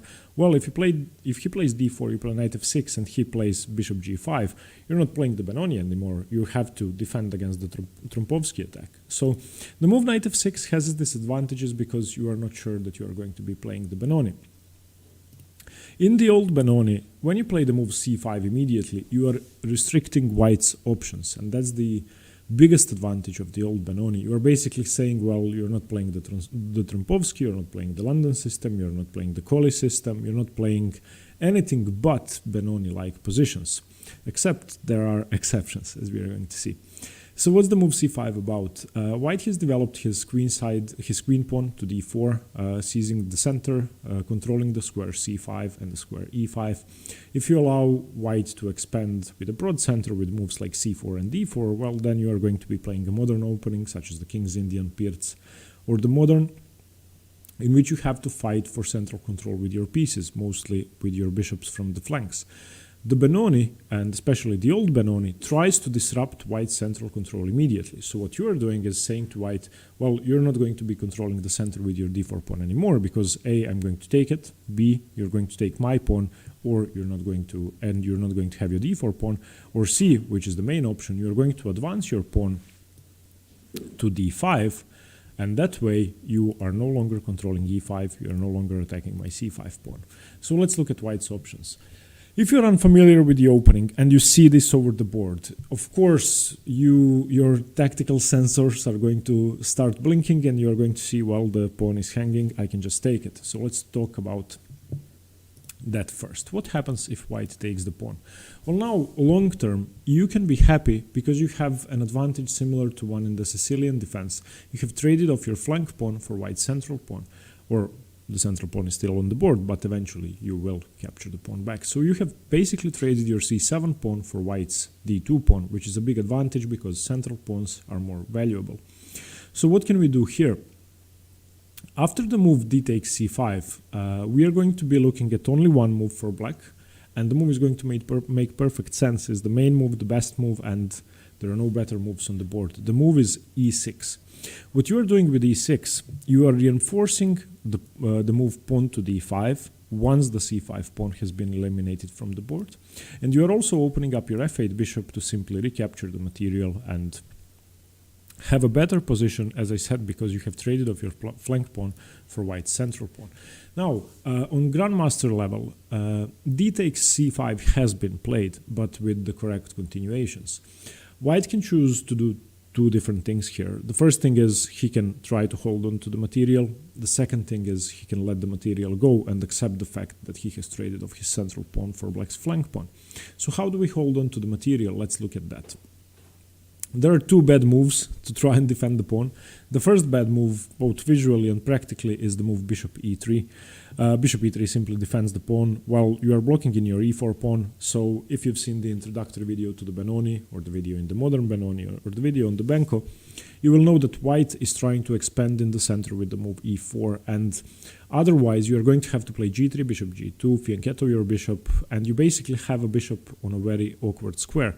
Furthermore, this move doesn't even defend the pawn sufficiently because black can just play the move knight a6, and this has been played several times. Black won the majority of the games, if not all of them. You basically have no way to defend the pawn anymore. You can play knight c3, a developing move, knight takes c5, bishop takes c5, and now bishop takes c5. Whatever white does now, you have an extra central pawn, you're going to play d5, you will simply be better.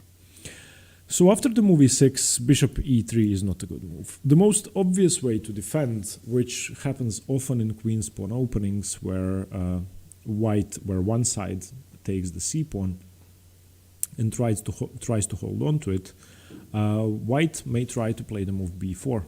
And let's learn how to refute this.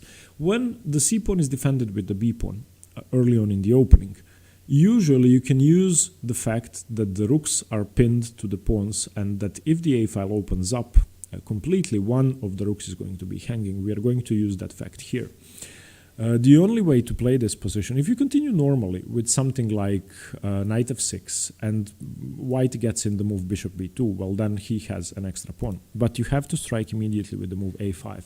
And now black has at least equalized already, which if you are on move 3 with the white pieces, that's a bad thing. So after the move a5, there are no good responses. Let's eliminate them one by one. The most obvious one is the move a3. After a3, you use the fact that the rook is hanging and you simply take the pawn. White cannot recapture. The rook is unpre. After a5, the second most obvious move is the so-called old Benoni trap, which is the move c3. After c3, you can pause your videos to find the correct move for black if you would like to.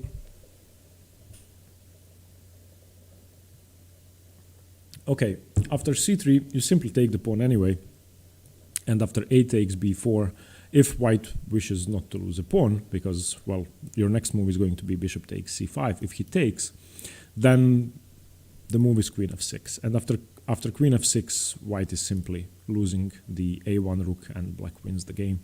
So the most obvious two defenses, a3 and c3, both fail. a3 simply loses a pawn, c3 loses either a pawn or two pawns or a rook, depending on how the position goes.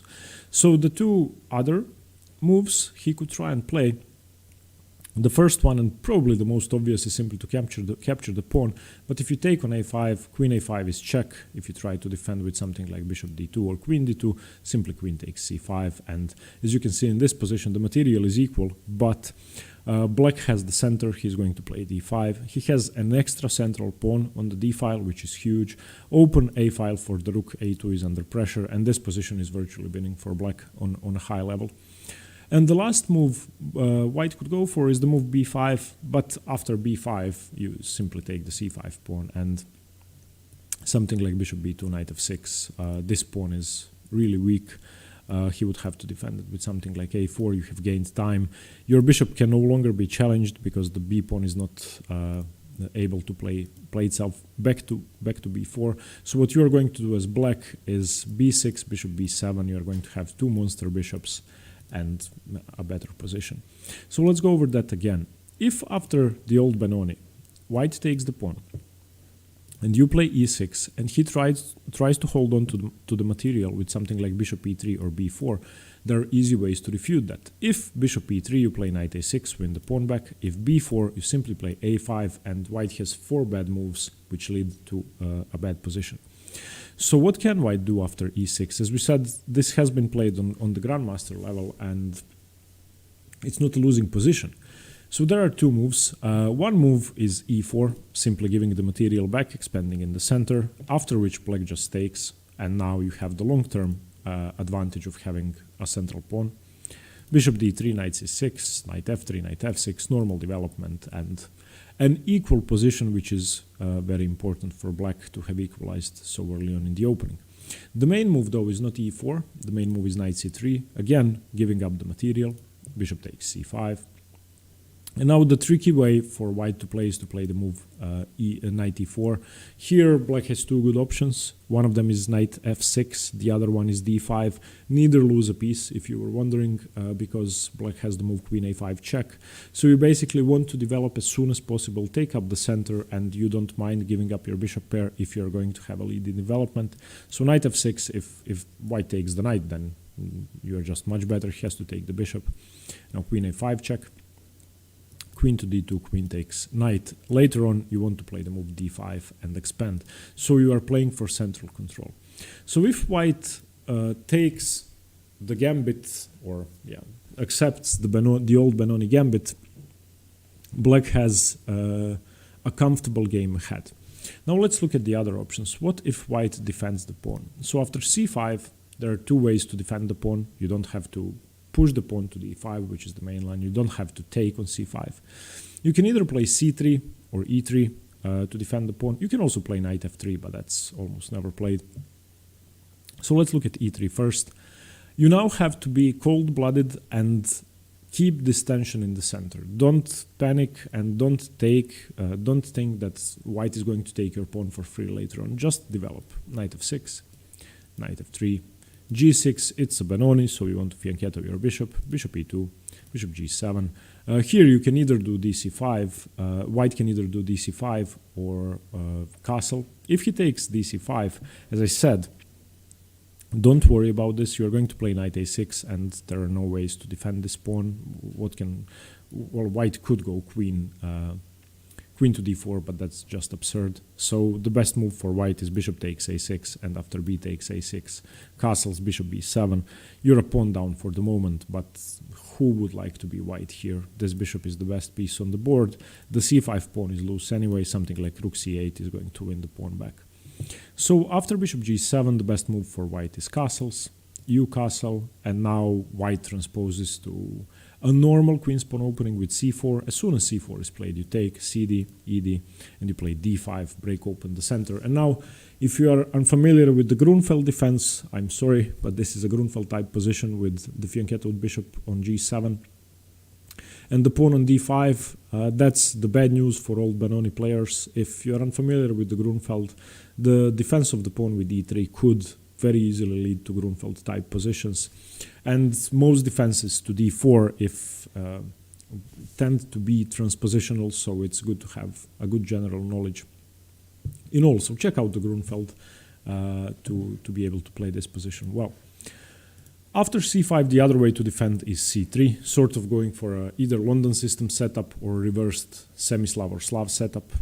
So here you can, of course, go d5, going into a normal Queen's Gambit Slav position, a tempo down, which isn't good. So you go e6, knight f3, knight f6, bishop g5, pinning your knight, h6, and here, and this is the main line and the only series of moves which is played after strong players defend the d4 pawn with c3. Here white has a sort of hard decision to make. Either take on f6, give up the bishop pair, or retreat the bishop to h4, which is inferior to that. So if bishop h4, you simply continue with b6, and after e3, bishop b7. Great bishop on b7, c5 is defended by the f8 bishop. What you want to do is keep this tension before developing your bishop, so that when white takes, you can recapture with the bishop without having to move it twice.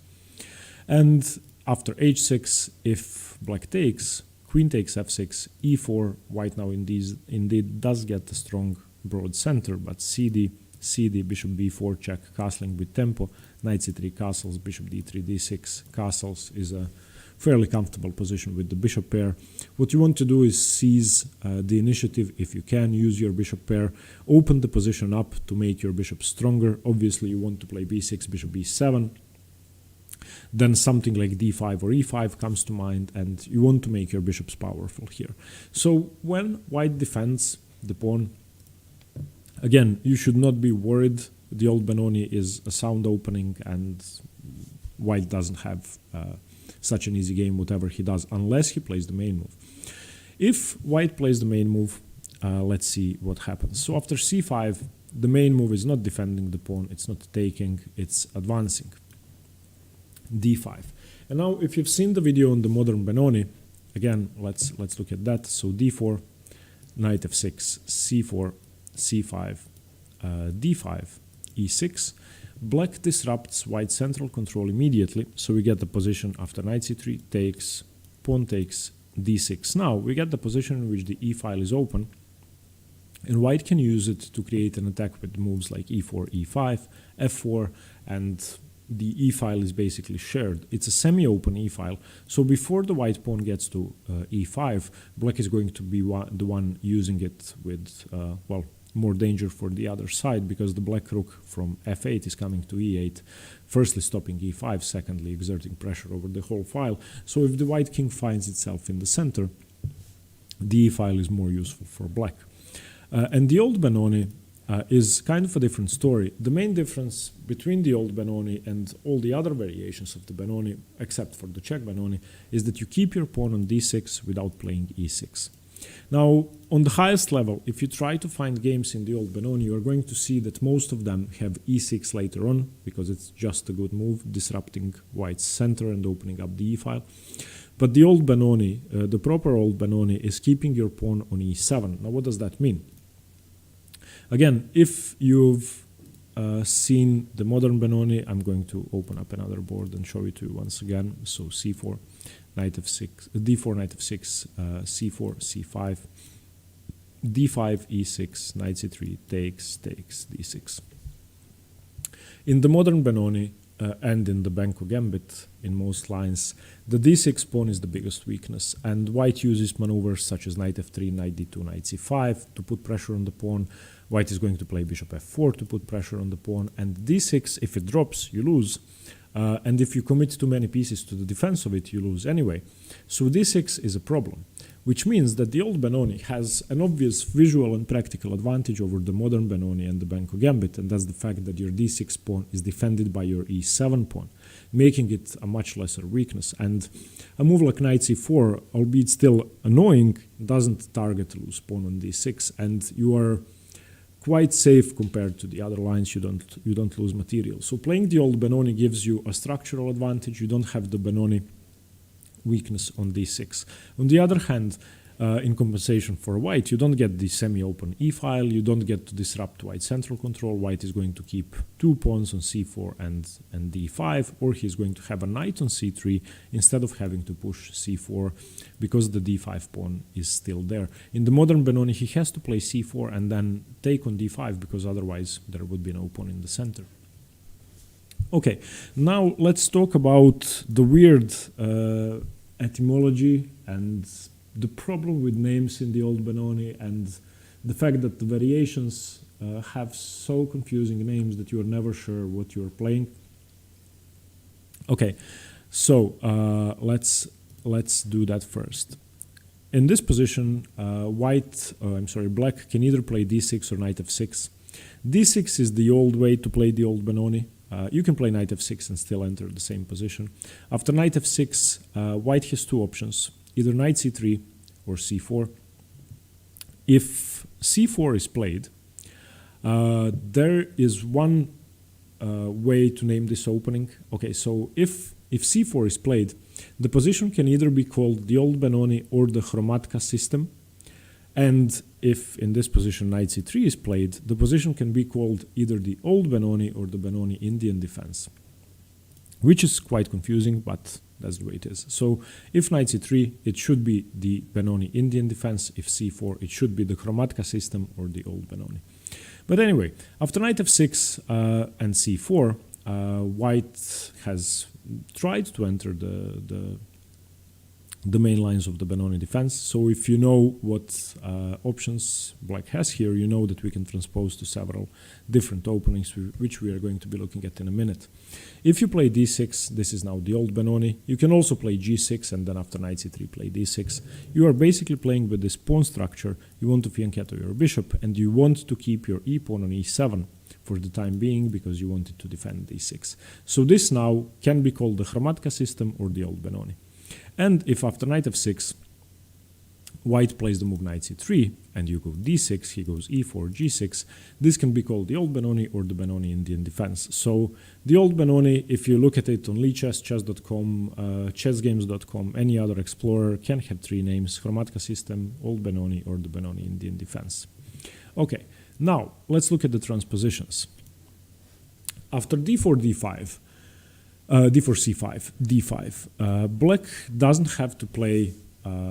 Black doesn't have to play the old Benoni. Black can enter any of the three variations of the Benoni he wishes to enter. So without playing the move d6, giving yourself flexibility with knight f6, you keep the option of playing the old Benoni, the modern Benoni, the Benko Gambit, and the Czech Benoni. And let's see that. So white is going to continue with c4, which is the best move and the only move. Now, if you play the move e6, you have entered the modern Benoni. So knight c3, takes, d6. If after c4 you play the move b5, you have entered the Benko Gambit.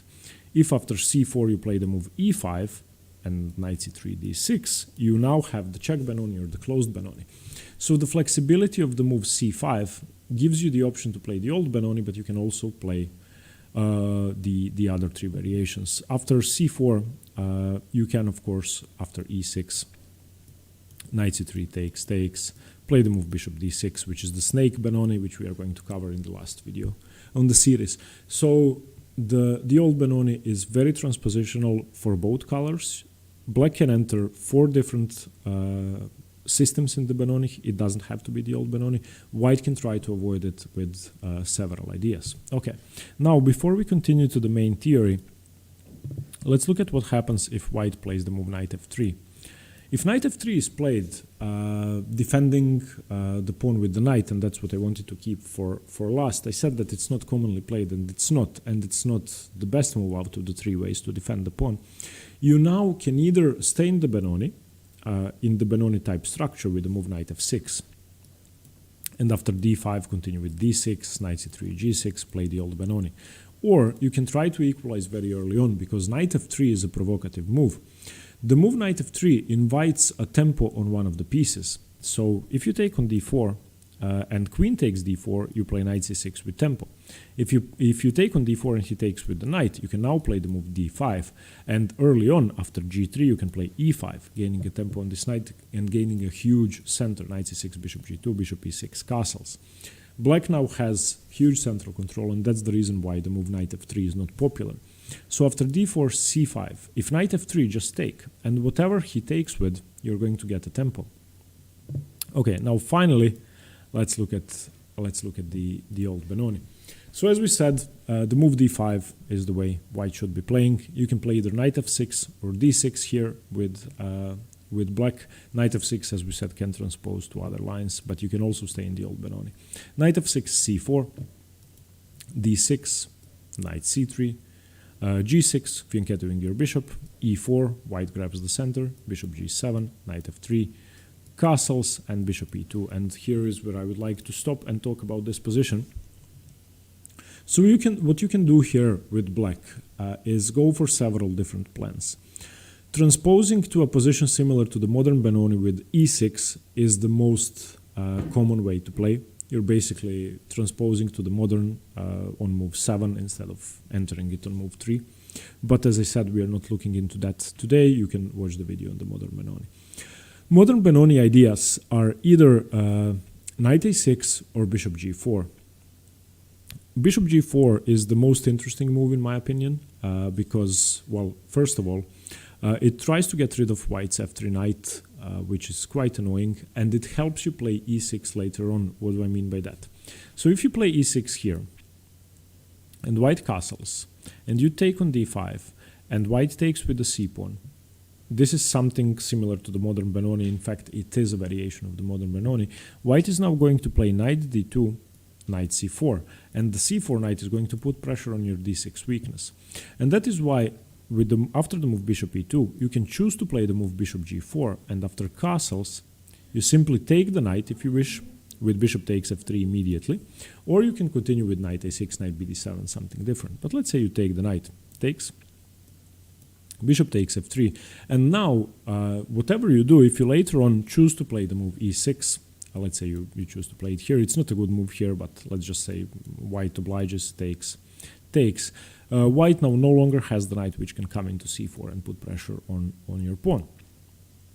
Okay, so that's one way to play. The other way to play this position, which I think is better after bishop e2, is to continue with the move knight a6. The move knight a6 prepares to put your knight on the c7 square.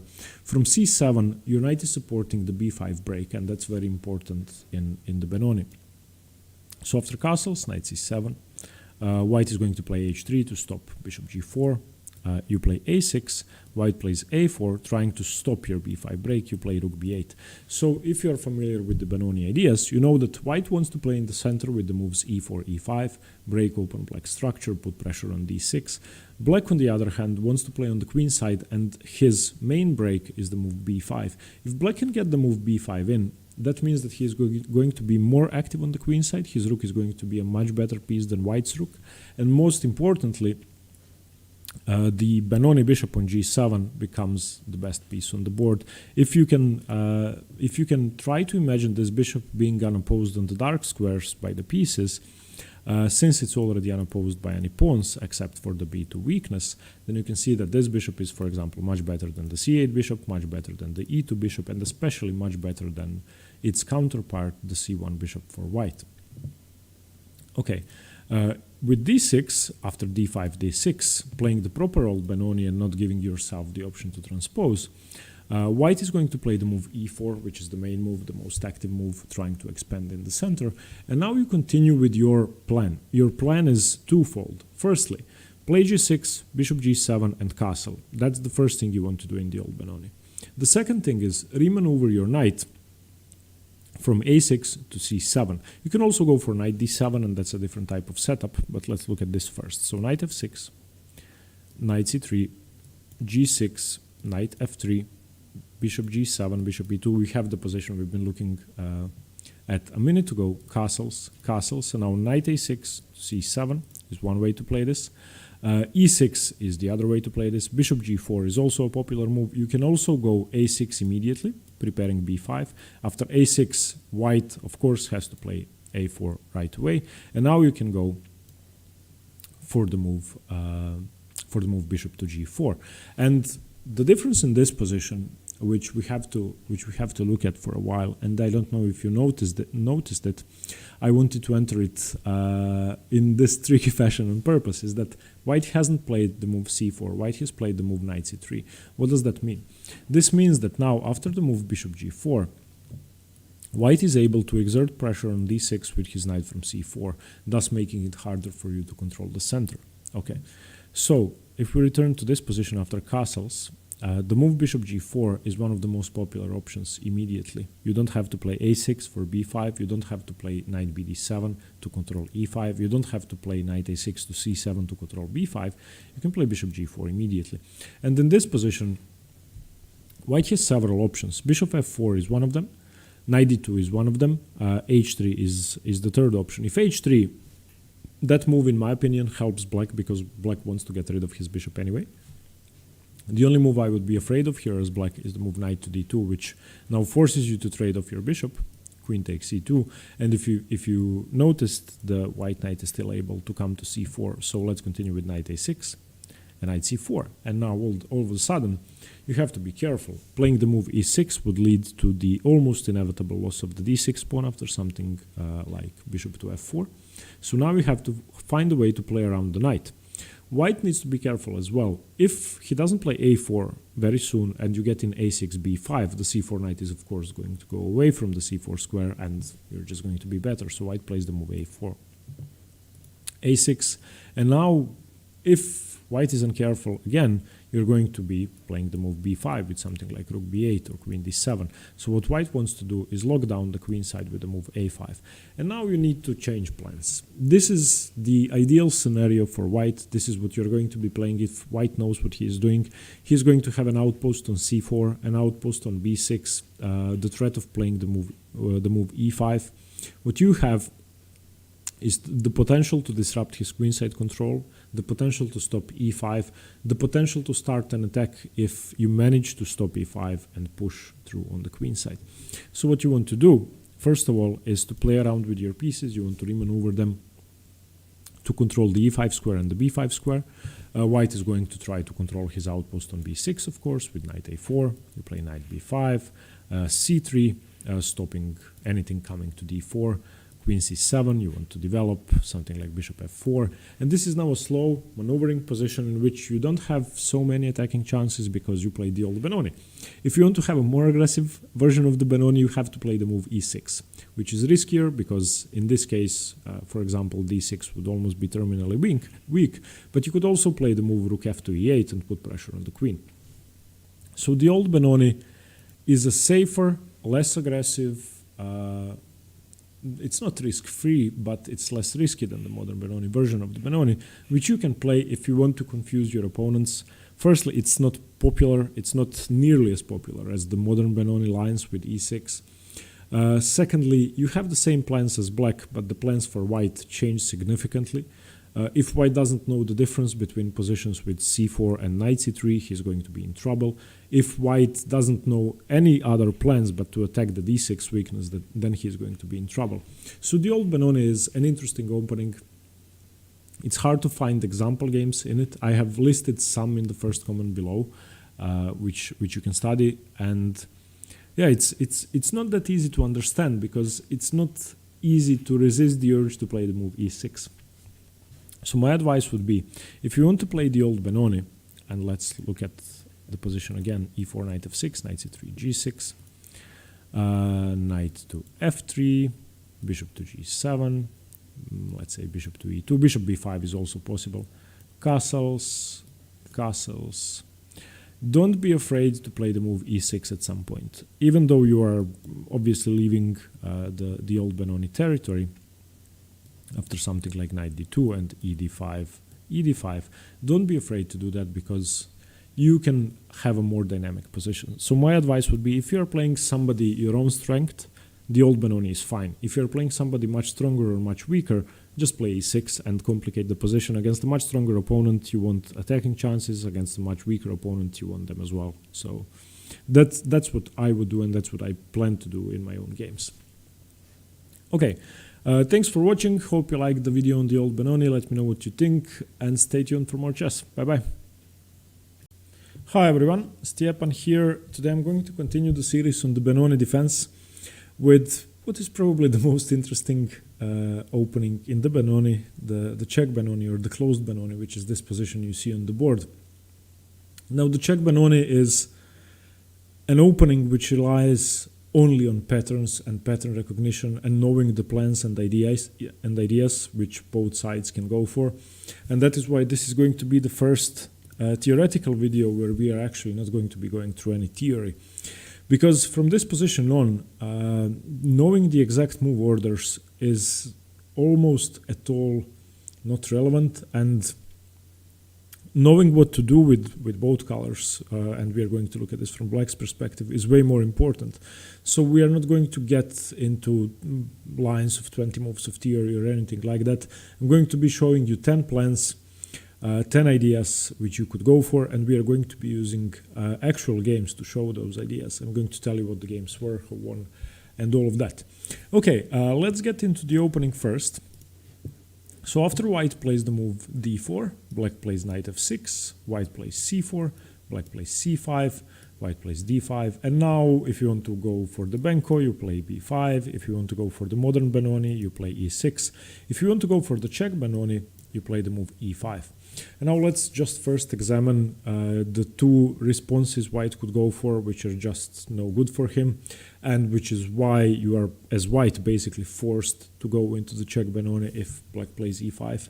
So the two moves we are going to consider are taking on e6 en passant and playing d6. d6 is refuted quite easily, queen b6, and the pawn is going to fall. There's no way to defend it, so we don't have to look at that anymore.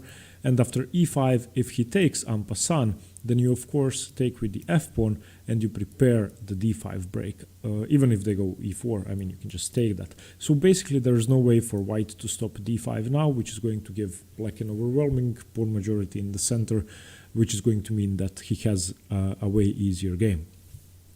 So after e5, the correct move for white and the only move for white is the move knight c3. After knight c3, black plays d6 and white plays e4. This is forced. By move 5, you will have this position if you play e5 on move 3 as black. So knight c3, d6, e4, and this is now the closed or the Czech Benoni. Before we get into the games and into the plans, I'm going to try to explain some of the main ideas using this pawn structure, because the pawn structure in the Czech Benoni is the most common, is the most important feature of the position. So what do we have here? The first thing we can see is that the pawn structure is locked down, meaning that there's no action in the center. There isn't going to be any action in the center until the position opens up. So the main thing in the Czech Benoni for both sides, if they want to have any activity, is going for pawn breaks. Pawn breaks, there are 4 of them in this position, 2 for each side. Of course, you want to break the position up where your pawn chain is facing. In this case, for black, that means b5 and that means f5. For white, conversely, that means f4 and b4. Usually in this position, whoever is faster to break open the position to his own advantage is going to be better. So remember that in the Czech Benoni, going for pawn breaks is the main thing. Now, one thing I would like to mention, as a general rule, not a rule which is always applied, but more than 90% of the times, whenever black plays the move f5, white either has to take it, if he has a knight on f3. If he doesn't have a knight on f3, then the other option is playing f4. So whenever black plays f5, if you can't play f4, you take it. If you can play f4, consider your options. Conversely, if white plays f4, white tries to break open the position on the king side, black either has to take it or play f5. More commonly, taking is going to be the correct move.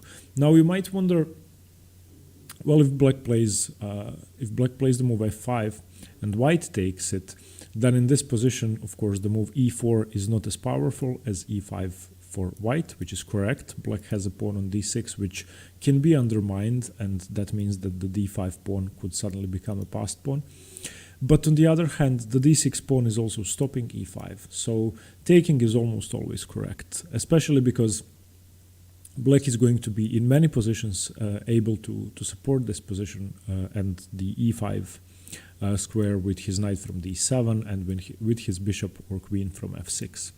Okay, now how does white or black approach this position? We are going to be looking at this from black's perspective, as I said, and I'm going to be showing you some of the common ideas using the pawn structure first. So the first thing we can notice is that the pawn breaks have to be prepared. So there are several ways to do that. On the queen side, preparing b5 can be done with a6, rook to b8, but also knight from b8 to a6, and then from a6 to c7, and then you can basically play the move b5. That's one thing. How does black prepare the move f5? f5 is prepared usually by playing the move knight to e8, and then you have your bishop on c8 controlling f5, you have your rook on f8 controlling f5. Furthermore, that can be supported with knight e8, g6, and knight to g7, meaning that you have your g6 pawn, g7 knight, c8 bishop, f8 rook, all supporting the f5 break, and then f5 becomes inevitable. So, in short, black can secure the f5 break unless white plays the move g4, which we are going to look at some of the examples. So the good thing for black is you don't need any theory here, and that's rarely the case. I don't think I've ever said that, but you don't need any theory. You don't need to take a book, and you don't need to study lines of moves. What you have to do is take 20 or 50 games in the Czech Benoni and go over them. I'm going to try to give you the intro to that with the game examples I've chosen. Okay, let's look at the first idea and the mainline idea. So let's get into the opening. If you don't know how to get into the opening, I would recommend one thing. Every time I start a new game, a new example, pause the video and try to guess the moves up to move 5 for black. And that way you're going to remember the position in 2 or 3 tries. So d4, knight f6, c4, c5, d5, e5, knight c3, d6. And now, of course, e4 on move 5 for white. And now black can continue several different ways. The main plan is bishop e7 and going for quick castling. White can also do several different things. Black is almost always playing bishop e7 on move 5. White on move 6 can choose between g3, knight f3, and bishop d3. We are going to be exploring all of them, but not because of theory, because of different plans that can arise.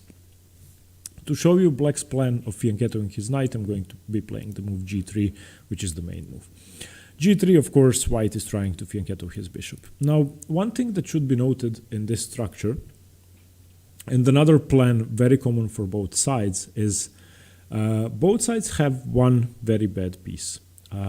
For black, that piece is the e7 bishop. Why? Because all of black's central pawns are on dark squares. For white, that's the f1 bishop. Why? Because all of his central pawns are on light squares. So ideally, what black would like to do is he would like to play a move like bishop g5, trade his e7 bishop for the c1 bishop.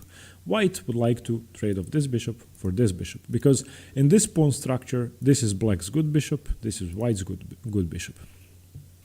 Okay, black now castles, white plays bishop g2, black plays the move knight e8, and now, as we said, knight e8 prepares f5 and goes for g6, knight g7, and f5.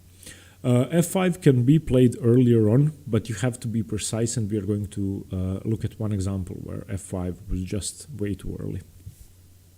Okay, white continues with knight g2, e2. Why does white play knight g2, e2? Well, because you want to be supporting the g5 square, so that if black tries bishop to g5, you can play f4. You don't want to allow black to trade off your good bishop for his bad bishop. And now black continues with knight d7 or g6. g6, as I said, is the main line, so g6, bishop to h6, and you might be wondering, well, doesn't g6 just lose the exchange? No, because knight g7. And you'd be happy to trade off white's good bishop for your knight, you wouldn't mind that. And also in this position, one move has to be played for white. This should be a strategic exercise for you guys, and as I've already said, this is not a normal theoretical video, so I'm going to try to include you at several points. Which move does white have to play here, and why? Try to pause your video. Which move is the best move here? I mean, it's not like you lose if you don't play it, but it's just the best move. Pause the video. Okay, white in this position should play queen to d2. Why is that? Because otherwise black will play bishop g5 and force either a trade of bishops or force white to give up his good bishop for the knight. Okay, and in this position, We have everything set up. What do I mean by that? We have our g6 pawn, we have our knight on g7, rook on f8, bishop on c8. What's the correct move? If you need some time to find this, if you didn't figure it out immediately, pause the video. The correct move is, of course, f5, and you want to break open the position as soon as possible to your own advantage. Now, if you remember, I've said at the start of the video when we were looking at the pawn structure, in 90% of the cases, it's correct to either take the pawn or play f4 if your knight is not on f3. In this position, there are several options, and I'm going to turn on the engine for this one, just so that I can tell you what the engine thinks of each one, what the correct evaluation is. So here, the engine gives the position as +1.5 with castles. f3 is the second best move, b3 is the third best move. So neither of the mentioned moves is correct because this is a specific position. If you took in this position, the engine still thinks it's +1.5. It doesn't really change its evaluation. And if you played f4, the engine thinks it's +1.5. So the engine just likes white in this position, regardless of what you do. Playing moves like b3 or f3 or castles is slightly engine-like. So I would recommend that you remember the rule, which I've said at the start of the game. Even if it's not the best move according to the engine, it's correct to do that. It's not a bad idea. So you can take or you can play f4. Okay, it's far less risky than trying to castle and going into a position where black can follow that up with f4 and just crush you. So take. And here I would like to talk about an approach by black in this position, which is called the King's Indian type setup.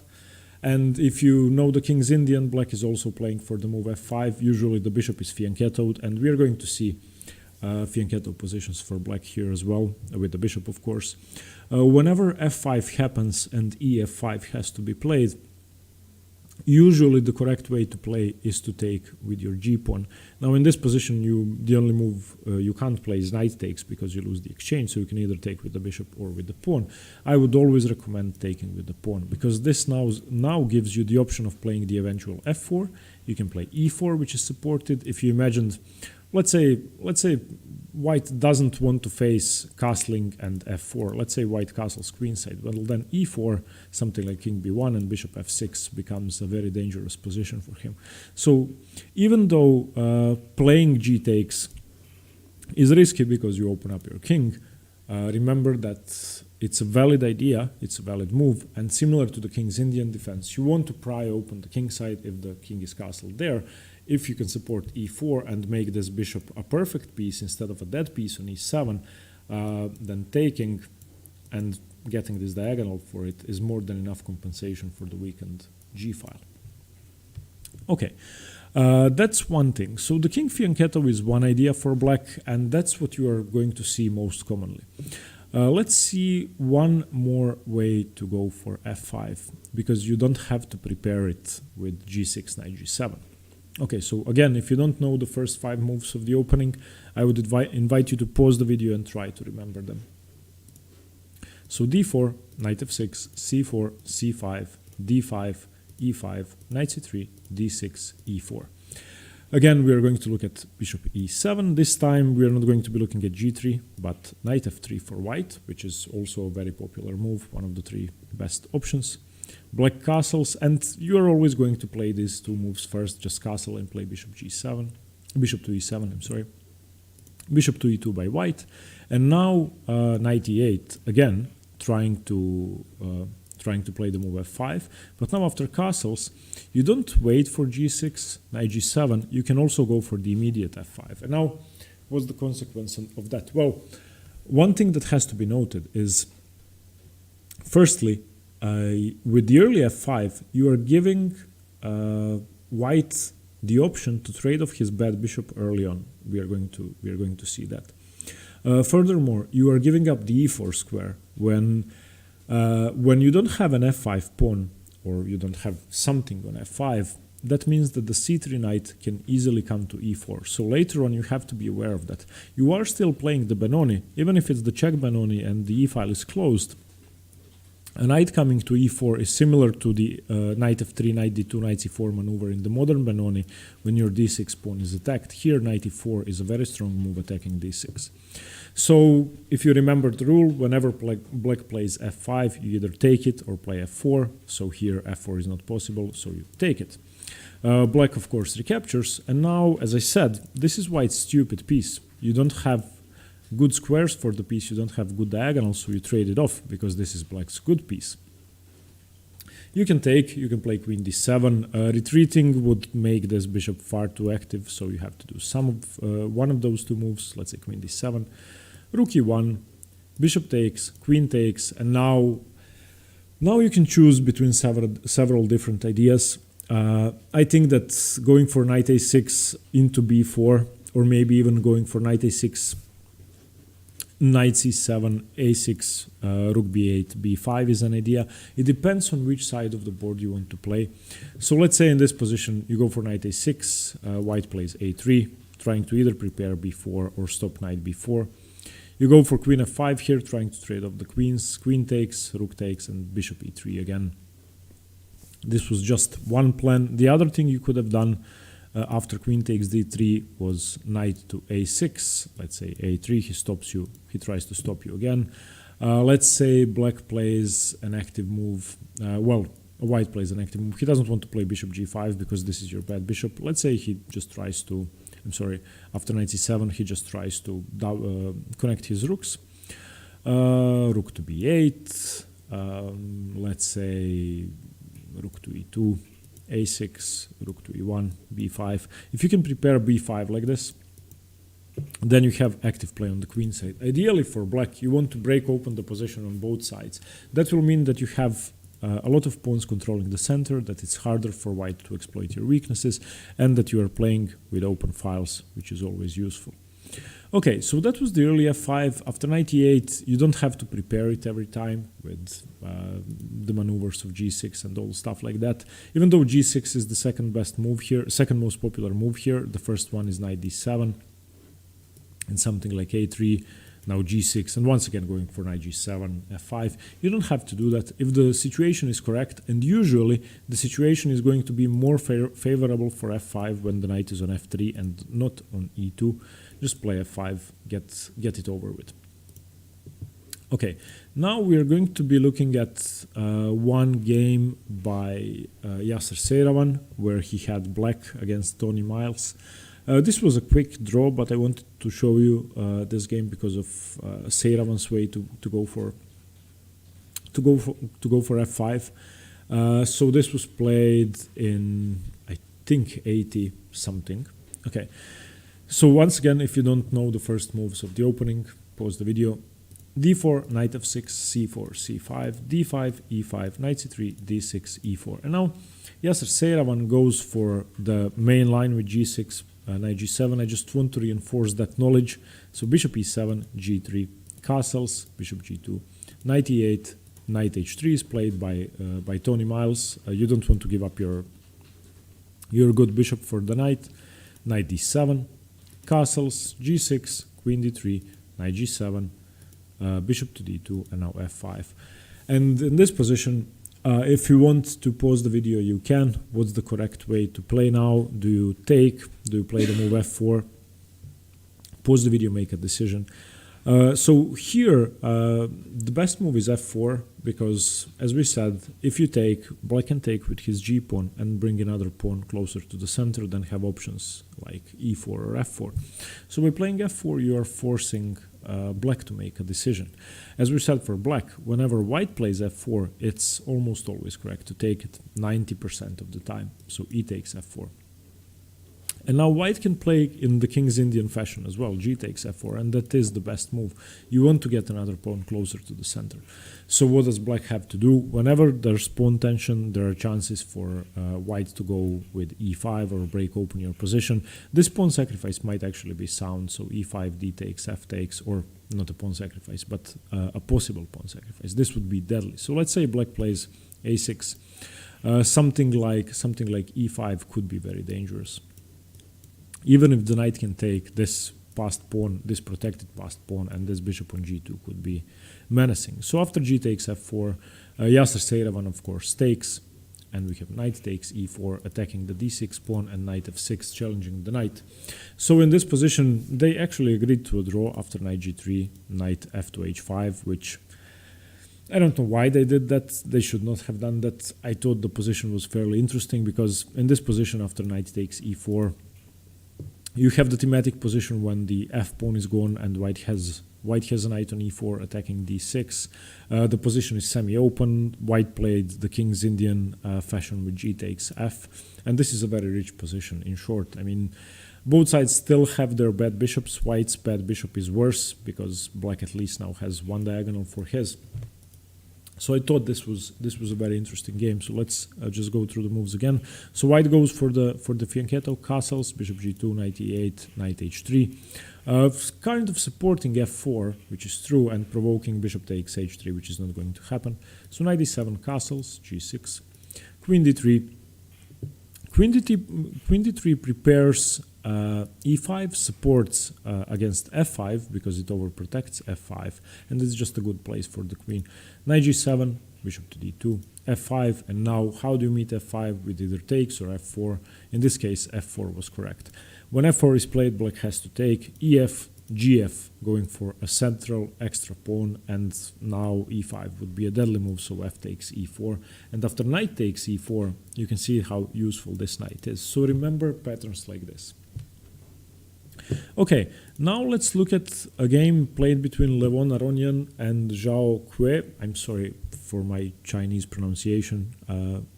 In this game, Levon Aronian went for knight b to d7 and h5, which is one of the main lines, but it's an interesting pattern to know, which I'm guessing most people wouldn't find on their own during a real game. So again, if you don't remember the opening moves, pause the video, try to remember them. d4, knight f6, c4, c5, d5, e5, knight c3, d6, e4. Again, bishop e7, bishop d3, and now instead of castling, there is a different move order here which allows you to go for a quick attack and a quick kingside expansion. And this is a pattern I really would like to highlight. Even if bishop e7 and castles is the main way to play, and most players with white who don't have too much experience in the Czech Benoni are going to expect that, this is still a possibility, and this could be a great surprise weapon. Now in this game, Aronian was 27-24. He's playing a 2400 rated opponent, so this plan makes perfect sense. He played knight b to d7. Why knight b to d7? Well, it's a useful move, first of all, and it also doesn't castle. So you sort of play a waiting move to see what white is doing. Now in this position, knight g to e2 is the most common move. If knight f3 is played, this idea I'm about to show you doesn't work. So if knight f3 is played, black is going to go for the maneuver which I'm going to mention in another game, knight f8, knight g6. Now knight f8 is a very useful maneuver before you castle because you don't have to waste time for rook e8, as we are going to see a bit later on, because you don't really want your rook on the e file anyway. Okay, so if white plays knight f3, you just switch plans, knight f8, knight g6, castle, and then go knight e8 and go for f5. But if white plays the main move, knight g to e2, you now have a much stronger idea here. You're going to go for h5, h4, h5. Okay, what's the idea about h5? What's the idea with h5? You are simply trying to force white to play a weird game where he can't really castle kingside. You want to expand, you want to stop stuff like g4, and you want to create a safer position for yourself on the kingside. Now, you could play this position with something like g6 later and basically lock down the pawn structure, and you can also play it like a lunatic, and we're going to see what happened in this game. So here, white has two moves. I think the best move is h4, simply stopping the expansion. After this, black again switches plans, either g6 or knight f8, knight g6, which is the best plan. Knight g6. Now, white is eventually going to play g4 if the situation is favorable, but for now, that's not possible. So bishop e3, knight to g8, kind of waiting to see what what white is doing. G3. This was now also attacking the pawn 3 times, so knight g8 is a threat. Something like a6, playing for b5 is a possibility. Queen d2, bring the knight back. And this is a sort of waiting position where white has 2 pawn breaks, and it's not easy for black to play because white is the one with 2 pawn breaks on his hands and black only has the one, b5. So a common plan could be something like getting the knight to c7 if that's possible in this position, or playing rook b8, queen d7 or bishop d7 and b5. So in this position it's hard to make progress for black, which is why I think after h5, h4 is the correct way to play, which is also the most intuitive move. Now his opponent played f3 in this position, which doesn't really stop h4, so of course black plays h4. And now this is a ton of space. I mean, you have wasted a lot of moves, you wasted 2 moves, but it's now really awkward for white on the king side. Bishop e3, g6, solidifying your structure, preparing something like knight h5, preparing ideas like rerouting the bishop if you want to, also stopping any of the white pieces from coming into f5 and h5, and also supporting f5 later on. Queen d2, king to f8, you want your rook on the h file, but you want king safety as well, so g6 multi-purpose, also preparing king g7, a3, king g7, b4, white gets his pawn break in, black didn't stop it, a6. So now in this position, if black would really like to trade off this bishop white has, because it's the best piece. So if something like this happens, I'm sure black would be delighted. This bishop is a tall pawn anyway, so leaving it here wouldn't be such a big problem. Now white is left with his horrible bishop on d3. So after a6, knight a4 was played, b6, supporting now, of course, the c5 break, the c5 pawn, rook b1, and the position goes on from here. I just thought that this was a very interesting plan because you are forcing white to keep his king in the center. He can't really castle kingside, and it's not easy to play. So this plan you should remember. Now in this position, his opponent, I scrolled by a bit too quickly, his opponent did castle, which I really wouldn't recommend, especially against a stronger opponent. Bishop g5 was played. Why bishop g5? I mentioned that already. You want to trade off your bad bishop for white's good bishop. And usually you don't want to do that if f4 is a strong move. But in this case, f4 opens lines towards the white king. So f4, e takes f4. Whenever f4 is played, you take it. Knight takes f4, and now rook to e8, switching plans to the center, because now the e file is open. You now have a modern Benoni pawn structure, and now Levon Aronian went on to convert this game easily. Okay, let's go to the next one. I'm going to show you in this game. This is by Theodor Gitescu versus Boris Spassky. Boris Spassky has white, so he won. And I'm going to show you one good plan of going for rook e8, knight f8, knight g6. Black could go for, which black didn't go for. He lost instead. So again, I hope you remember the opening moves: d4, knight f6, c4, c5, d5, e5, the check Benoni, knight c3, d6, e4. In this position, Theodor Gitescu plays bishop e7. We have knight f3, castles, bishop d3, all of these moves we have seen before. And now here, knight b to d7 was played, which is fine. Queen to e2 was played by Boris Spassky. And in this position, black went for knight e8, which is kind of too slow because your knight is on d7. It's going to take some time to remaneuver your pieces to be able to play the move f5.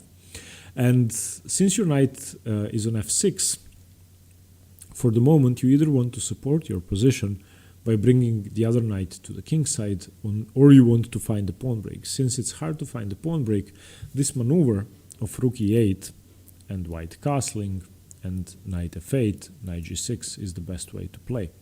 Now, as we are going to see, Boris Spassky was quite aggressive in this game. So after queen e2, when black played knight e8, Boris Spassky went for g4. So you may be wondering, well, what if he plays g4 after rook e8? I'm going to turn on the engine for this. If he goes g4 here, first of all, you can just take it, but if you are afraid of opening up the g file, let's say rook to g1, that's really not such a big deal. You can just either play knight f8, defending your knight with the bishop, or you can retreat the knight. So sometimes when you play the Benoni, you need to have a ton of courage. So after queen e2, first of all, you are stopping g4 with your f6 knight, so you basically do not allow the idea white has. And with the move rook e8, you're also reinforcing your king further, you're opening up your bishop, and you're getting a better position.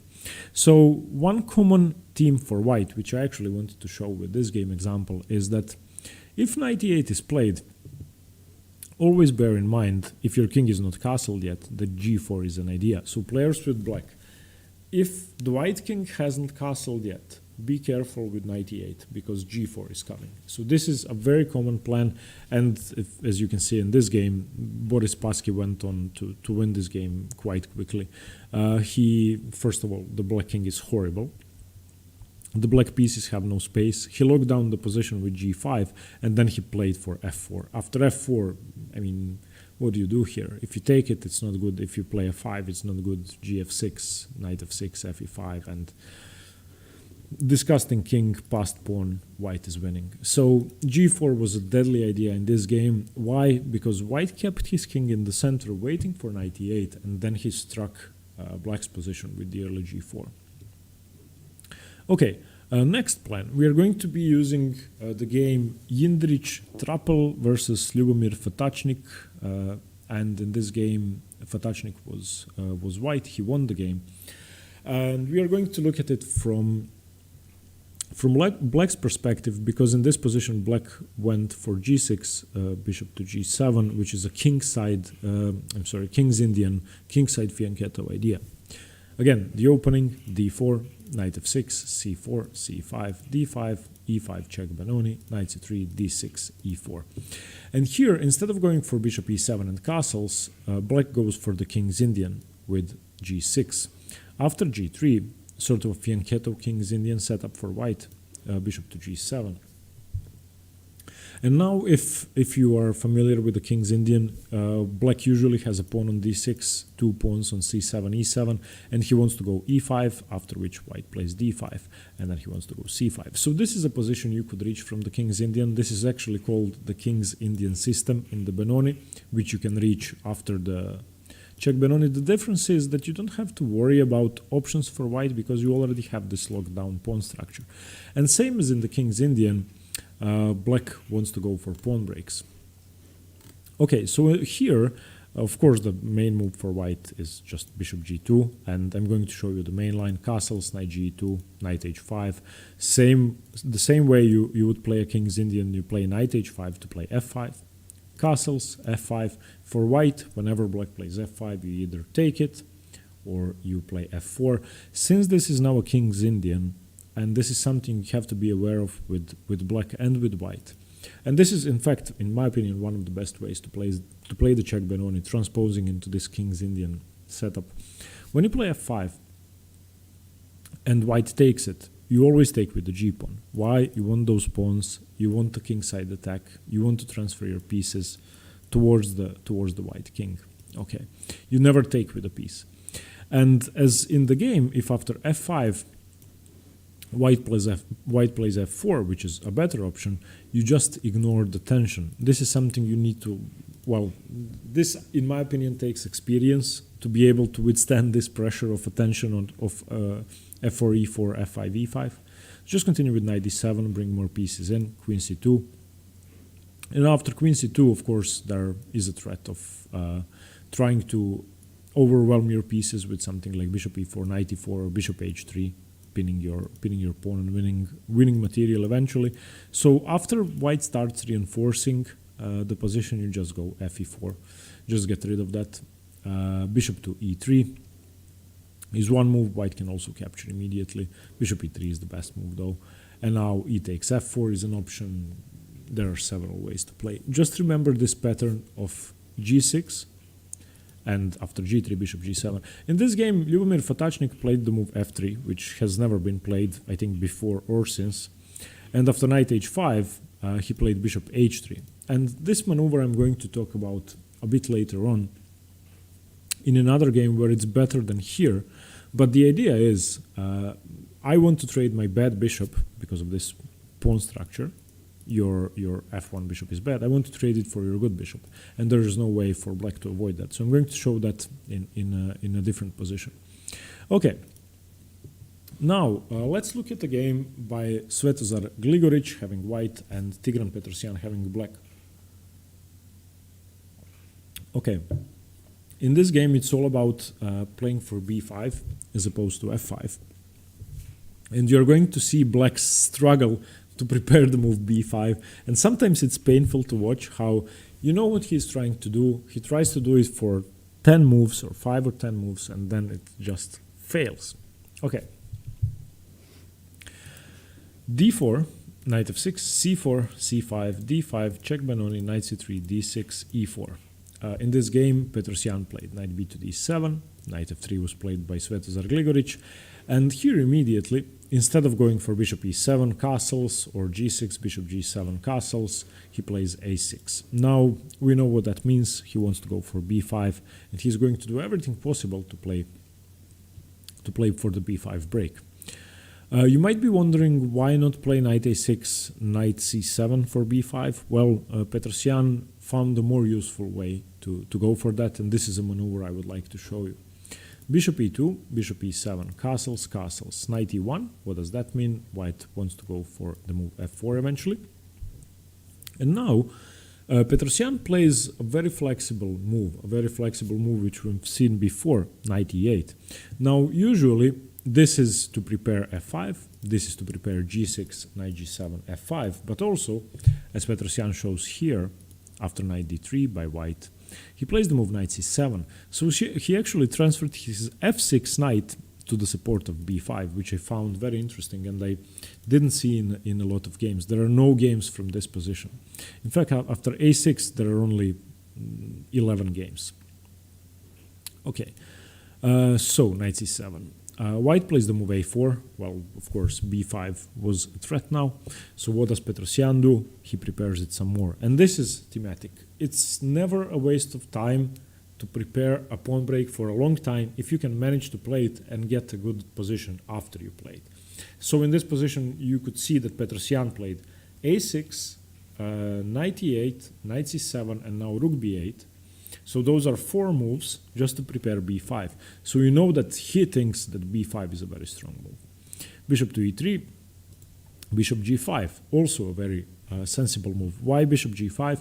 Your bishop is an idiot behind your pawn structure with c5, e5, d6. You want to trade it off. Queen d2, you can either take or defend. So he defends, bishop e3, queen e3. A small victory for black. He got rid of his bad bishop. White still has his. h6. A5. Now,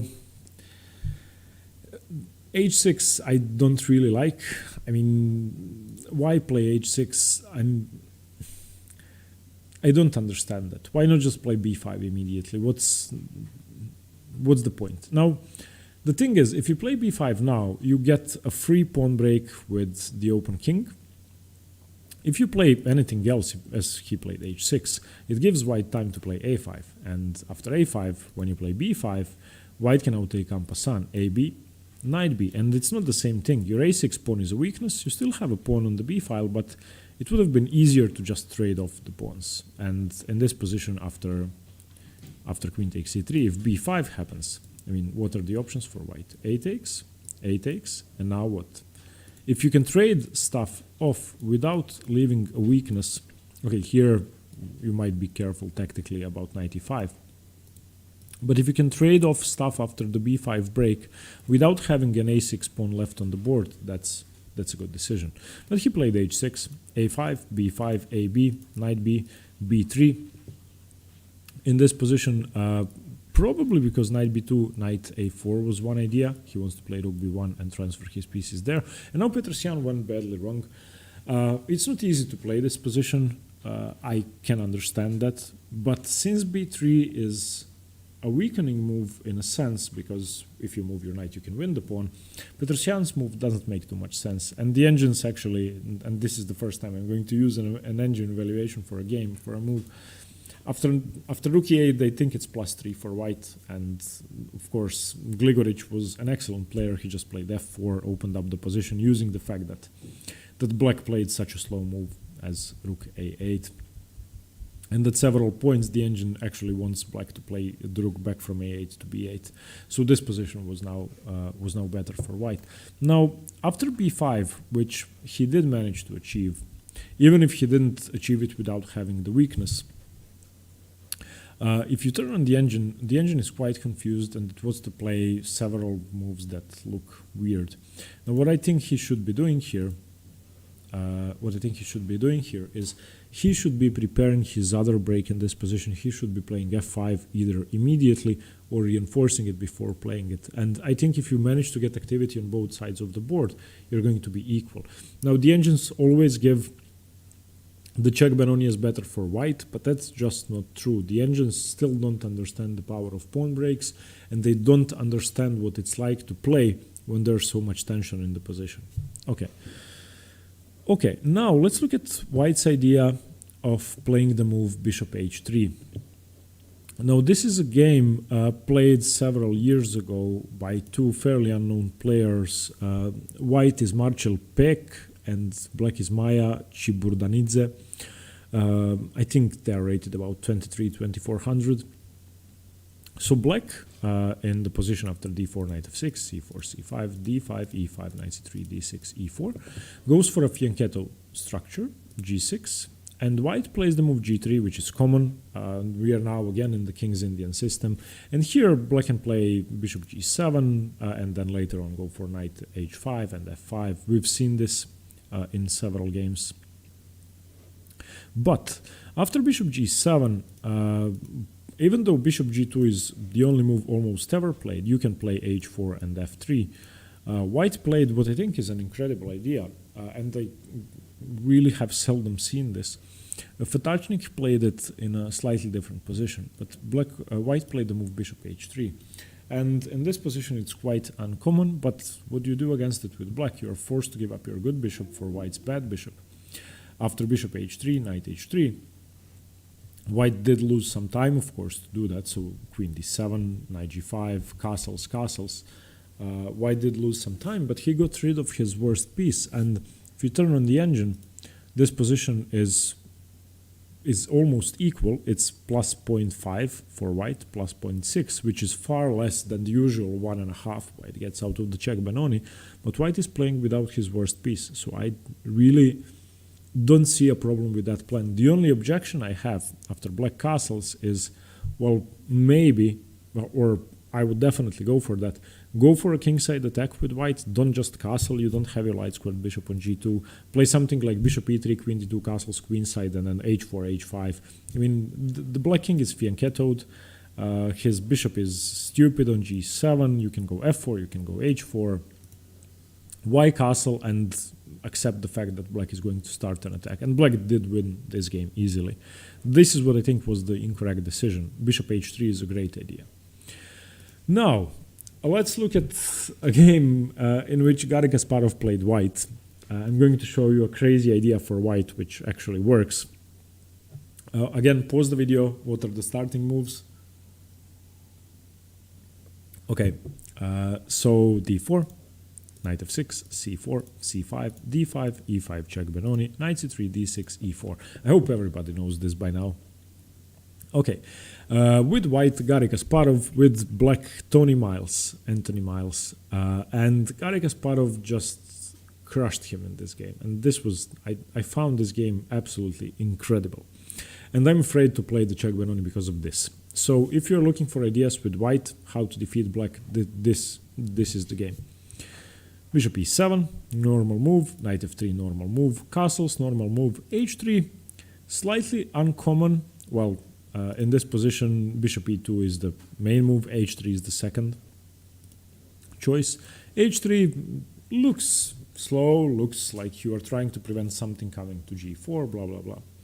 But after knight b to d7, in this position, bishop d3 is the main move, g4 is the second move, but because of what Kasparov started playing. So in this position, g4, and he is the one who started this fashion of a kingside attack against the check Benoni. And in this position, Tony Miles played an imprecise move. Knight e8 is the main move, but I don't think it's so it's so good. If you turn on the engine, a6 or h6 are probably better. Knight e8 just gets away from the attack. What I was calculating and trying to analyze was playing the move h6. And now, first of all, the immediate g5, which h6 seems to be like a stupid move, just inviting white to play g5 with two targets. After hg5, bishop takes g5 and something like knight takes d5. I'm sorry, knight takes d5. Queen takes d5, bishop takes bishop, you tactically win a piece. I don't think you win a piece back. I don't think there are such huge problems in this position. Queen d6, bishop e7. I mean, the d-file is open, the center has blown open, your king is castled on the g-file, which could be problematic, but the white king is still in the center, so I'm fine with this. If you don't want to go for that with white, if you don't want to play the immediate g5, let's say you try to prepare it with rook g1. After rook g1, just knight h7, and what's the issue here? If bishop e3, you continue with knight g5. If h4, I'm not sure about this, but I think, well, when g5 comes, you can just go h5, and I don't see a big problem with that. And if after h6, white continues with something normal, then you continue with something normal. Prepare b5 and just play the position. So I think knight e8 is a slightly unnecessary move. I would just rather stop g5. But Tony Miles plays knight e8. And this is, I think, going to be the most common way for people to react to your threat of g4.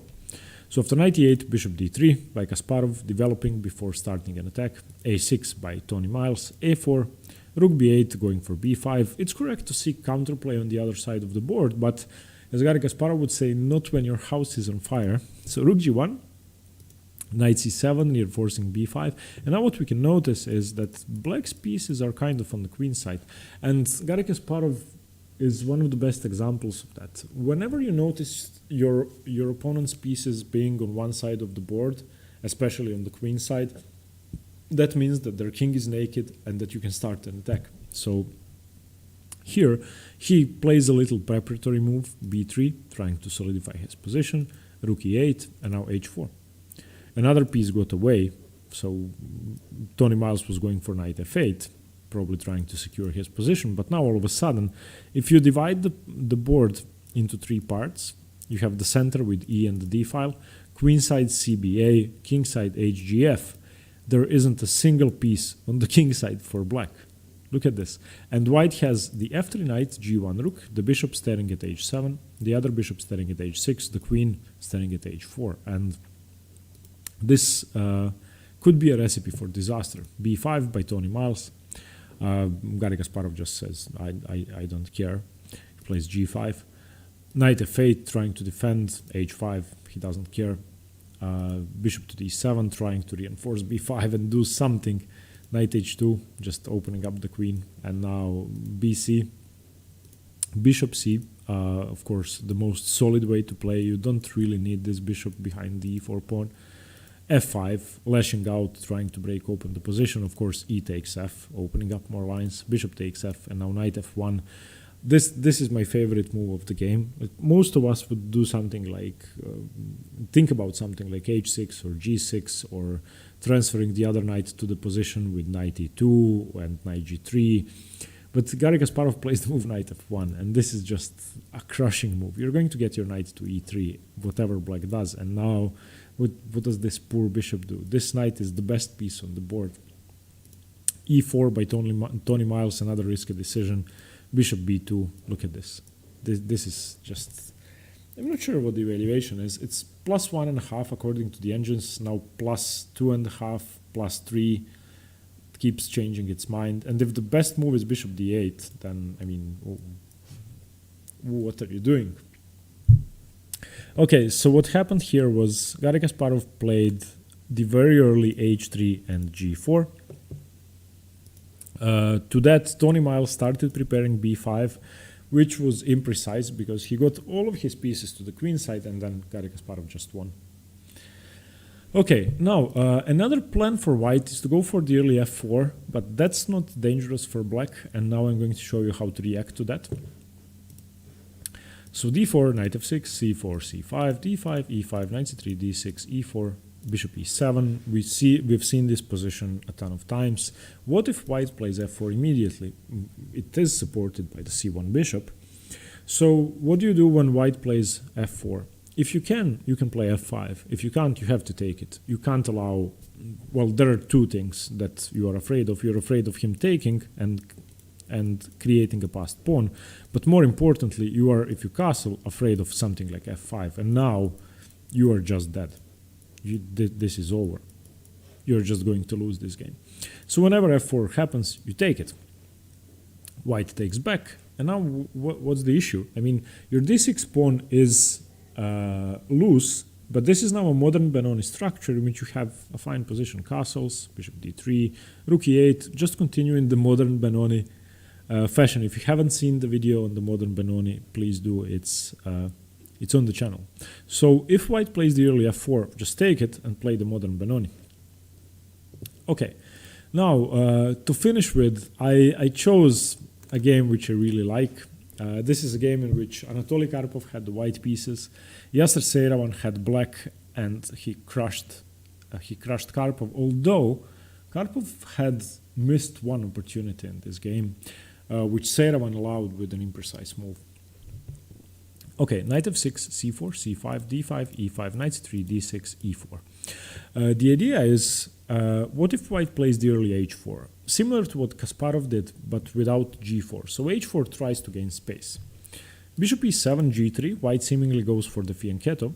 Castles, bishop g2, and after knight e8, Seirawan's favorite maneuver, either going for g6, knight g7, f5, or going for f5 immediately. Karpov plays h4. And now what to do here? Your king is already castled, and it may seem risky to do something rash. And the move that Yasser Seirawan played would be probably the last move I would ever consider in this position before looking at this game. And this is why I think it was very instructive. So if you want, you can pause the video and try to figure out what to do here. I looked at this position for 10 minutes without looking at the next move for black, trying to figure out what to do, how to defend when I was studying the Czech Benoni. Okay, in this position, Yasser Seirawan played g6, and I just couldn't believe my eyes. g6 is the only move that allows for h5 to become much stronger. You're not stopping h5, you're making it stronger. So, of course, h5 is played. And what's the idea here? Well, the idea is g5, and this is what I found absolutely incredible. I mean, he just played g6, g5, and he made h5 really impotent. Okay, the one thing, I'm sorry for whoever is challenging me, I'm not able to play now. The only thing I was interested in is, well, what happens after h6, which I would definitely play with white. Anatoly Karpov didn't play it, and that was another strange thing. Why didn't Anatoly Karpov play h6? Well, I'm sorry, I didn't want the engine to be on. After h6, you play f5, and apparently there are no problems. And Yasser Seirawan, of course, had to be aware of that because h6 is the visually most appealing move. After f5 takes, this bishop is now coming to g6. This pawn structure is perfect for black. So after g5, of course, Karpov did not want to go for that, even though it's one of the most tempting moves. He played bishop h3, trying to trade off black's good bishop. And of course, now Seirawan just plays h6, and no more attack. There's no attack for white. Bishop c8, queen c8, knight f3, normal moves. And in this position, Seirawan went badly wrong. Why? He played the move knight g7, and the move knight g7 is just a waste of time. What you have to do, you have to play f5. You have to play f5 before white consolidates and plays the move g4. You have to play f5. And after f5, something like queen e2, knight g7 is fine. Black is better. But instead of that, he played knight g7 here, and white played the move knight h2. And now what you have to do, again, you have to play f5. You have to play f5, you have to play f5. Instead of that, he played knight d7, now relinquishing some of the control over the f5 square. Knight g4, again, now you have to defend, no time for f5, so king h7. Knight e3 was played, now f5 is controlled a bit more, it's not so favorable. Knight f6, queen e2, and knight g8 was played. And in this position, Anatoly Karpov missed an opportunity to equalize in this position and actually be better. I wonder if you can spot the best move for white here, the move that would render black's position almost unplayable. After having such a good position, it was, I'm sorry, somebody is challenging me 10 times.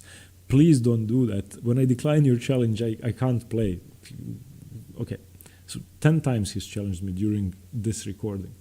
Okay, so in this position, what white should play is the move g4. After g4, f5 is not happening, and f5 just loses a pawn, and you can also play knight f5 and create a passed pawn. So after g4, bishop d2, castles queenside, knight f5, and white has just a very, very good position. Instead of that, which I found unbelievable, Anatoly Karpov played bishop d2, not fearing f5, and now after f5, e5, knight f5, queen to d3. Again, black is just slightly better. King h8, getting out of the pin. Indiasa Seiravan went on to win this position. I showed you what I wanted to show you, the main themes here. He just doubled his rooks and had more active pieces. Managed to defend his d6 weakness, break open the position with the move e4 at the correct moment. Again, unpinning, had a monster bishop, much better minor piece, and this game isn't easily winning, especially on our mortal level. He challenged me again, now to a blitz game. I'm never playing you, ever.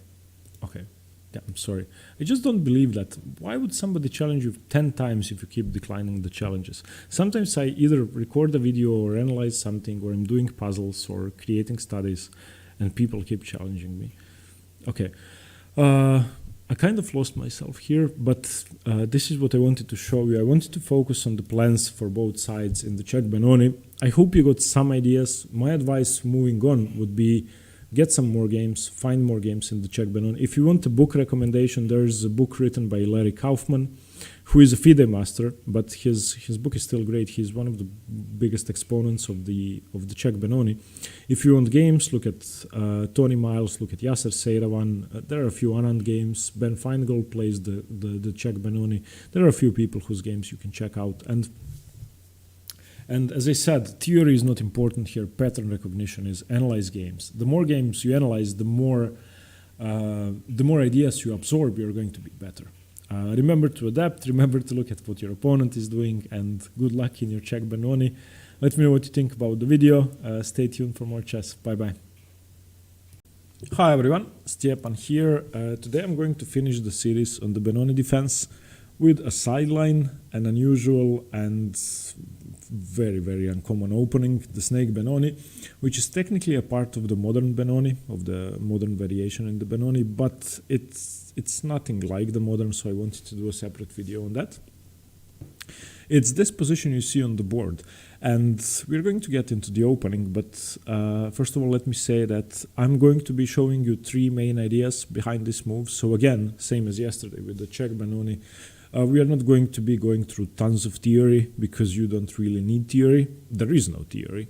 There are some lines that go in 10 or 12 moves deep, but it's way more important to know the plans, and there are three common maneuvers with this bishop and three reasons why this move is played. Okay, let's get into the opening. So d4 by white, knight f6, c4, c5, the Benoni, and after d5, the modern Benoni is the move e6. If you haven't seen the video on the modern Benoni, watch that. The modern Benoni is way more sound than the snake Benoni, and it's also much more common, so you're highly likely to encounter that as white.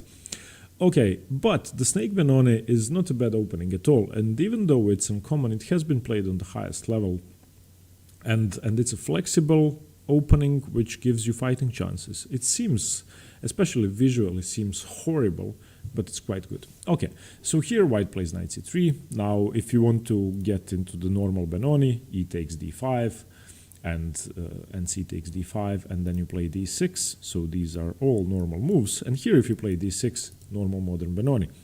Bishop d6 is the snake Benoni. If you ask me where it got its name, I have absolutely no idea.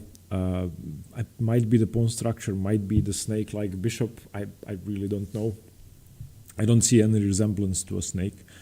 So the move is bishop d6, and what you do basically, you fight for the control of e5 with your bishop and you claim that your bishop is better somewhere else on the board than on e7, because in the modern Benoni, the bishop either goes to g7 or to e7, g7 way more commonly.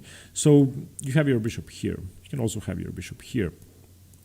In any case, it's going to take some time to exert control over e5, which is why in the snake Benoni, white playing e4 is slightly unusual, and usually white is going to play positions without e4, which automatically makes this position much easier for black to play. As you know, the main threat in the Benoni is white playing e5, breaking through, making his d5 pawn a passed pawn, and basically having a good position. We're going to be looking at 4 moves for white. Knight f3 being the main move, g3, which obviously goes for a bishop fianchetto, which is the second most popular, but it transposes to knight f3 almost always.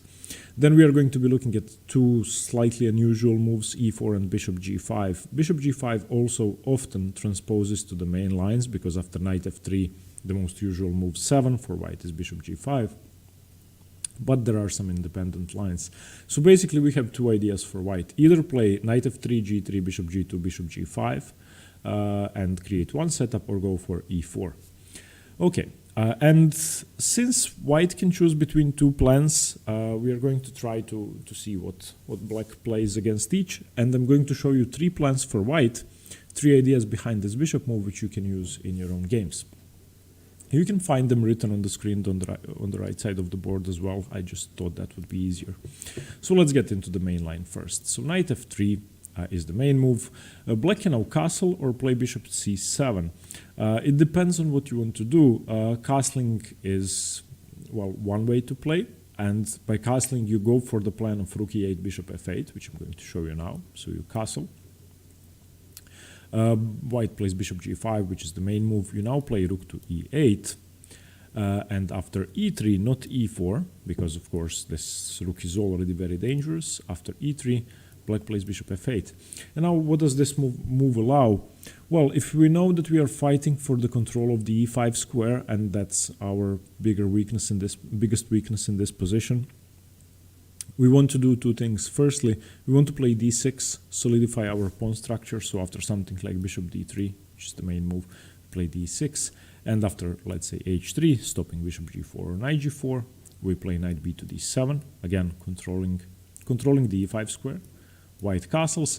And now the main plan here is to go for your queenside pawn expansion. Let's not forget that we are playing the Benoni, even if it's the snake Benoni. So what you want to do is a6, b5, rook b8. You want to go for these moves. You prepare them with the move a6. White is going to play a4. You continue with rook b8. And now basically you are trying to push through b5 at all costs. White is going to seek counterplay in the center and try to stop you with your queenside play. Now these positions are equal. And one thing that you get with this early bishop to d6, and I'm going to show you one game with this idea to just illustrate the power of it, is the move knight to e5. And knight e5 supported by the rook in conjunction with the plan of g6, bishop g7 is a very powerful idea. Okay, so this is one way to play, going for bishop to rook e8, bishop to f8, and early castling. So after knight f3, if you castle, remember that you are castling to play rook e8, bishop f8, and then d6, knight d7, and go for a6, b5.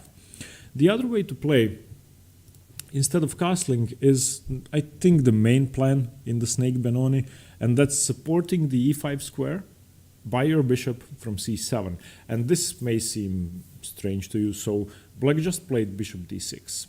White played a useful developing move, and now black plays bishop c7.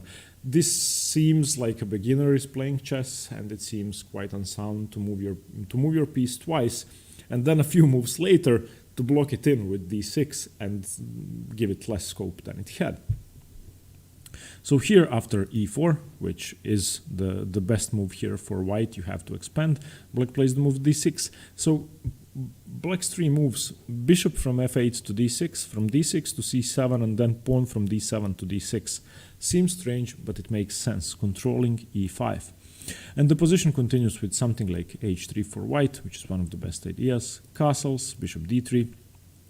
And again now, you want to go for central play, controlling e5, And you also want to go for b5. So if you remember the introductory video to the Benoni and the modern Benoni and some other lines, whenever black plays a6, white plays the move a4. Rook e8, more pressure. Castles, knight b to d7, more pressure. Bishop to f4, and now you can see how useful it is to have your bishop on c7. Might not be the most active bishop, but it's very useful. And now, the second idea behind this bishop, if you remember the Benoni knight maneuver, which is the after knight coming to d2 and to c4, you can quite often use this bishop to place it on a5 and to either trade this knight off or simply put pressure along the dark squares. So we're going to see that now. Now the second part of the plan with bishop c7 is increasing the control over the e5 square and disrupting the bishop. So let's say white wants to go knight d2, knight c4. What you want to do is over-defend or over-protect the d6 square and attack the bishop, so knight f8. This is a very common plan. Bishop c7 is always going to be played in conjunction with this knight b to d7, knight d7 to f8, knight f8 to g6, attacking the bishop. The bishop will go to g3. And then you can even reroute your f6 knight to d7 and over protect the e5 square. So knight to d2, knight g6, bishop g3, and now as soon as possible, as long as you can play e5, knight e5, and not be forced to capture with a pawn, then you are fine. In this position, of course, the bishop is hanging, so black can either take or not, but he doesn't really want to give away his bishop. Okay, so bishop to e2, and now bishop to a5. And this bishop, since it doesn't have to protect the d6 square anymore, has just transferred itself to a very useful diagonal. What you have to know is that, obviously, if the c3 knight falls, then the e4 pawn falls, which makes it harder to play f4, which makes it harder to control the position. So bishop a5 is an extremely annoying move. Let's say after bishop e2 you play a slightly less active move, bishop d7, which is also a fine move. You're going to play bishop a5 later. And let's say white continues with f4, which is visually the most appealing variation. Well, the e5 knight really isn't threatened by this f4 move. You simply put the knight back on g6. Now, of course, e5 is still stopped. You have 1, 2, 3, 4 pieces controlling e5. And let's say white plays rook e1, trying to increase control. You just go rook b8, seeking counterplay on the wing. So this bishop d6, bishop c7, d6 stuff actually makes sense. And if white doesn't know what he is doing, if he is only used to playing against the modern Benoni and normal plans with the bishop on g7, then he could be in trouble quite quickly. Okay, so this is bishop c7. Now, another thing I would like to show you is the plan of transferring the bishop to e5. But before we get on to that, I'm going to show you what happens if white plays the move g3 or bishop g5. Okay, so after g3, black, this is going to transpose, so black can once again choose either bishop c7 or castles. So let's say we castle, bishop g2, rook e8, knight f3. Again, we have transposed to the same position. The same can be said after g3, bishop c7, bishop g2, d6, knight f3. Again, we are in the same position. So regardless of what white plays, either knight f3 or g3, you can still go for the two plans, either castles, rook e8, bishop f8, or bishop c7, d6, and castling after that. If white plays the move bishop g5, there are a few differences here. So if you castle immediately, you have sort of decided to meet the move bishop g5 and enter some of the main variations with that move, which are independent. So in this position, if white plays the move knight f3, we have transposed to the main line position again. Rook e8, bishop f8, we have the same thing. The same can be said if after bishop g5 you play bishop c7, white plays knight f3, again d6, we have the same position, very transpositional. But after bishop g5, if you castle, white doesn't have to play knight f3, white can play the move e3. And now we have a slightly independent variation. White chose to develop his bishop first, pin the knight, now he's going to develop the bishop. So rook e8, bishop to d3, bishop to f8, again, black does the same thing. And here, white has an interesting option. of playing d6, which has been played once, but I don't really think is good. I think it's much better to simply develop. The difference is that since white did not develop the knight to f3, the knight can go to e2. Nothing special in this variation. You are still going to do the same thing. You're going to do your d6 and all that stuff. So basically, if white plays knight f3, g3, or bishop g5, you do the same thing. You shouldn't really be worried. The only difference is that the g1 knight can be on e2, but that's really not such a big difference in this position. The only thing we have to look at is what if white tries to meet our snake Benoni with the most aggressive plan, and that's e4. Now we kind of have to adjust our plan. Playing something like bishop c7, even though it's playable, I think is just running into d6. So you don't really want to allow this in this position where e5 can be played. So if you play bishop to a5, now e5, and this can become very, very tricky. So since the e4 pawn has been played, you don't really want to go bishop c7. It is one of the main moves, but you don't want to do that. Let me just try to illustrate that in these positions. So after bishop d6, if knight f3, bishop to c7, if d6 is played now, bishop a5 is good. I mean, you're pinning the knight, this pawn cannot be supported, something like bishop g5 should be played, and now queen b6, and this pawn is falling, the d6 pawn is weak, and this just doesn't work. And sorry for not mentioning that earlier. But after the move e4, bishop c7 is actually a bad idea. So if white plays e4, he has sort of put the brakes on one of your main plans. So I'm going to show you another idea, which can be played in the other lines as well. So if white goes for, well, not if he goes for knight f3, because then he takes your bishop, but the idea of bishop e5. So if white goes either g3 or does something else, or bishop g5, you can go bishop e5. The idea of that is, if you look at the Benoni bishop, unless it's on g6 and this diagonal is active, if you play the snake Benoni, then this bishop usually, if you manage to protect the e5 square, becomes a fairly bad piece.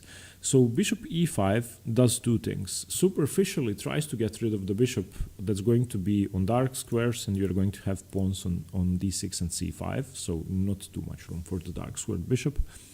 And more importantly, stopping the e5 expansion and looking at the d4 square. So this is a very useful square. If you can get your bishop there, then great. You can also trade your bishop off for the c3 knight immediately, and that way the e4 pawn is much weaker. So that's one thing you can do against e4, so bishop e5. If white plays the move f4 immediately, you are not worried about that. I hope you can see the tactic here. Simply bishop c3, bc3, knight e4. If something like queen e2, you have f5. So after bishop e5, f4 doesn't work. White should play bishop d3. Now d6 is one option. You can also go for the immediate bishop takes, b takes, and d6, which is also fine. And now you are saying, well, your bishop is a bad bishop, my bishop is great, and I've gotten rid of my bad bishop that was supposed to be on either e2, c7, or one of the dark squares. But the other way to play after bishop d3 is simply d6, reinforcing your bishop on e5, knight g to e2, castles. And now another thing we have to ask ourselves is what happens on f4. That has to be one of the main ideas. After f4, you can of course either take the c3 knight, or, which is a better idea, you can transfer your bishop to d4. After you transfer your bishop to d4, what you have to be aware of is that white can of course take with his e2 knight. So let's look at this. f4, bishop d4, knight takes, c takes. And now after knight e2, there is compensation for this ruining of your pawn structure. Firstly, it's the weakness on e4. Secondly, you can immediately exploit the spin and play something like bishop g4. So after unpinning with queen a4, for example, bishop takes e2, bishop takes e2, and knight takes e4. And this is an equal position. Here, if white immediately recaptures the pawn with queen takes d4, well then you play knight f6, a lot of pressure on the d5 pawn, queen a5 is coming, and stuff like that. So the pawn is going to drop. So the move bishop e5 is quite interesting, and Getting rid of your bishop and looking at closing the position down with your bishop outside of the pawn chain is quite powerful. Okay, the other way to play against e4 is simply to castle, and now after bishop d3, which is the main move, rook to e8, you want to control e5, knight g to e2, bishop c7, again you go for the same plan. Now that the bishop is on d3, of course, d6 doesn't work, so bishop c7 is a move. Castles, d6, bishop g5, pinning your knight, knight b to d7, and now white is going to expand with f4. And this starts to resemble a weird modern Benoni where the bishop is on c7. So f4. After f4, you are not really worried. You are overprotecting e5. One thing that has to be noted is if white ever plays the move f5, then there is no counterplay. Your knight is coming to e5 and you are just better. So you can kind of ignore this. Bishop a5, get your bishop to a more active square, something like bishop c2 for white. And now both sides are going to start maneuvering their pieces around the board without much to do. Okay, so these are the three plans, either bishop to d6, bishop c7, d6, or castles, rook e8, bishop f8, or bishop to d6, bishop e5, d6. And now I'm going to show you my favorite game in the Snake Benoni, which I've analyzed. It was played by Vugar Gashimov, who was a very strong young player who died too young, unfortunately. He had the black pieces against Vadim Milov.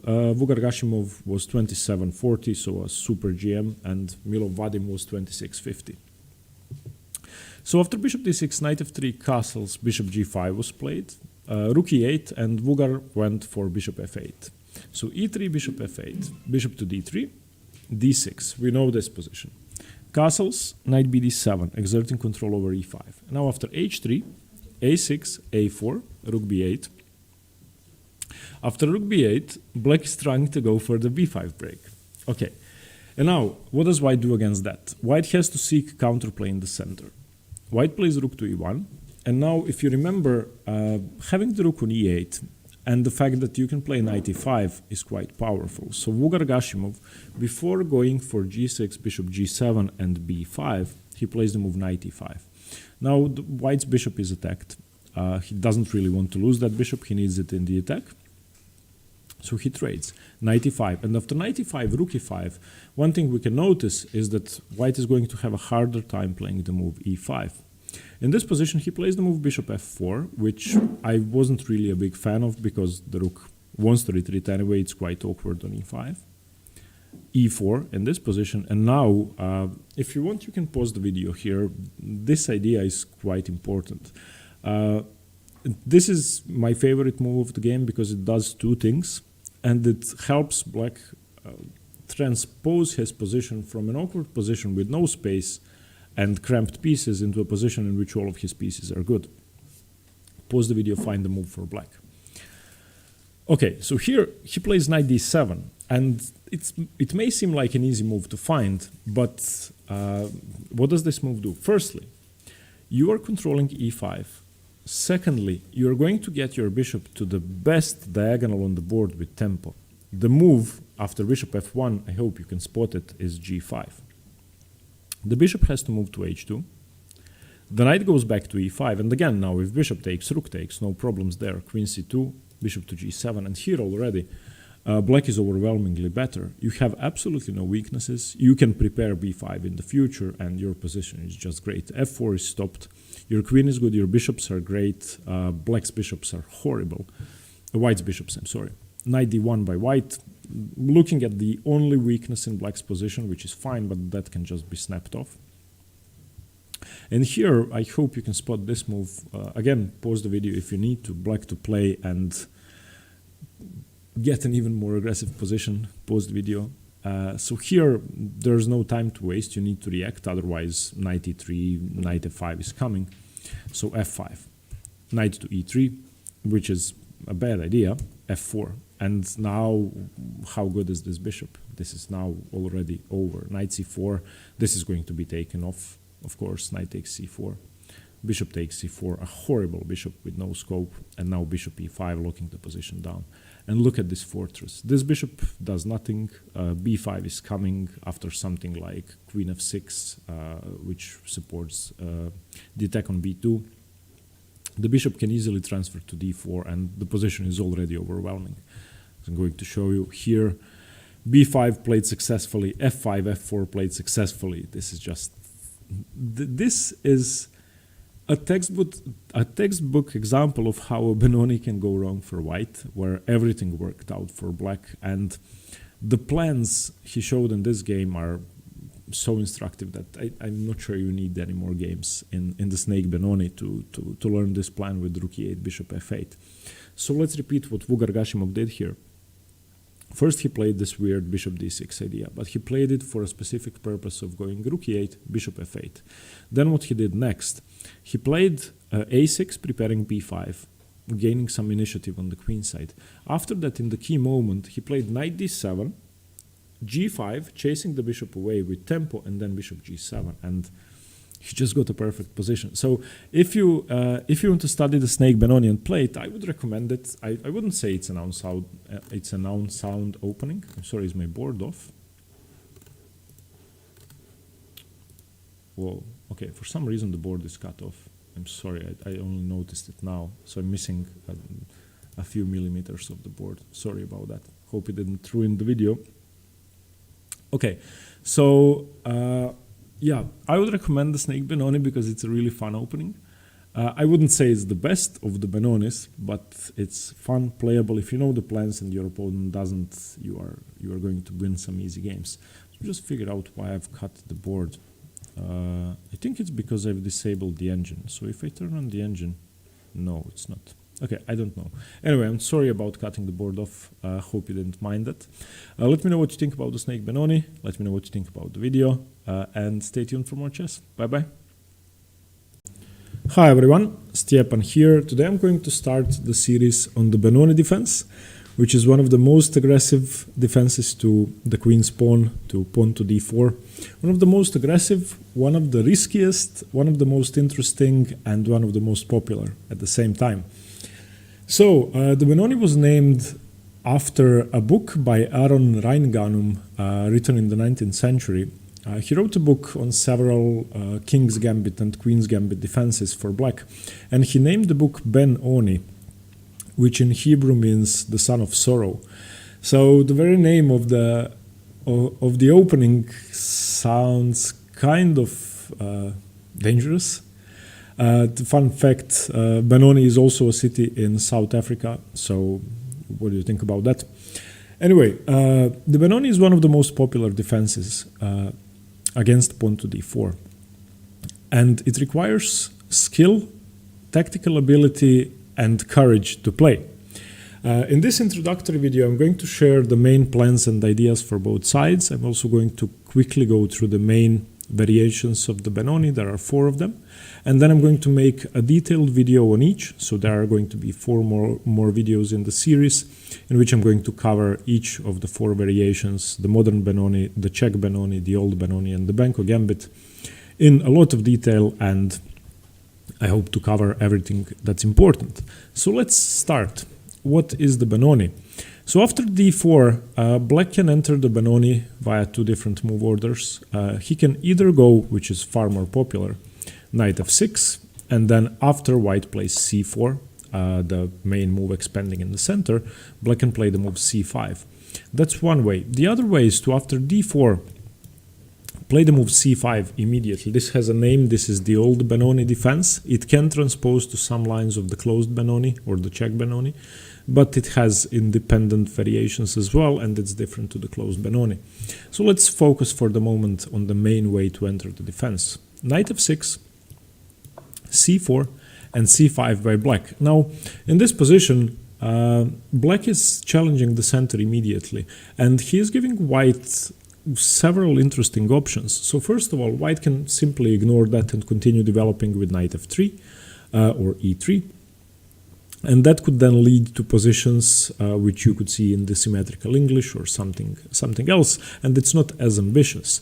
Taking on c5 is not considered good because black has challenged your center for a reason, and black is going to be able to use the fact that you have just got rid of your central pawn. So this is similar to the Sicilian defense, to the open Sicilian, where white plays e4, black plays c5, let's say knight f3, d6, and at some point white is going to play the move d4, black takes with his c5 pawn, white recaptures with the knight, with the knight, and you have the same imbalance, white giving up his d2 pawn for black's c7 pawn. You have the same thing here. So after something like e6, black is going to be able to recapture that pawn, and he's going to have a quite comfortable position.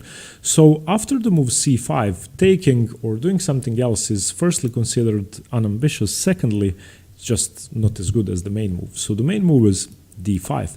And d5, first of all, for white, takes space in the center, but more importantly, it renders black almost impotent in the center, and it makes it really hard for him to play. Why is that? Well, the d5 pawn is controlling c6 and e6. It's therefore going to be quite hard for black to break open this structure. Therefore, black needs to react immediately. He plays the move e6, challenging the center. Now, if white takes, black is just going to recapture with the f pawn and then have an easy time playing the move d5 later on, even dislodging the c pawn from the defense of the center, and black is simply going to have an easy position. So white is going to ignore that with knight to c3, and black is now going to take the pawn. White takes with the c pawn, and black plays the move d6. This is the Benoni structure and the key position to understand in the Benoni defense. This is called the modern Benoni, so we are now going over the modern Benoni, but it is the most thematic way to play the opening, and learning the modern first is going to make it easier to play all the other lines. So what can we say about this position? What can we say about the Benoni? First of all, the Benoni is a very ambitious defense. It's very ambitious because black is not trying to equalize, he's trying to get a better position. Now, that comes at the downside. It's very, very risky. So it's ambitious but risky. It's a counter-attacking defense in which you don't aim for a slow position in which you just get 0-0 when you equalize something like the King's Gambit or some variations of the Slav or the semi-Slav. You accept the fact that you have structural weaknesses, but in compensation for that, you get dynamic play. So what's the main theme of this opening?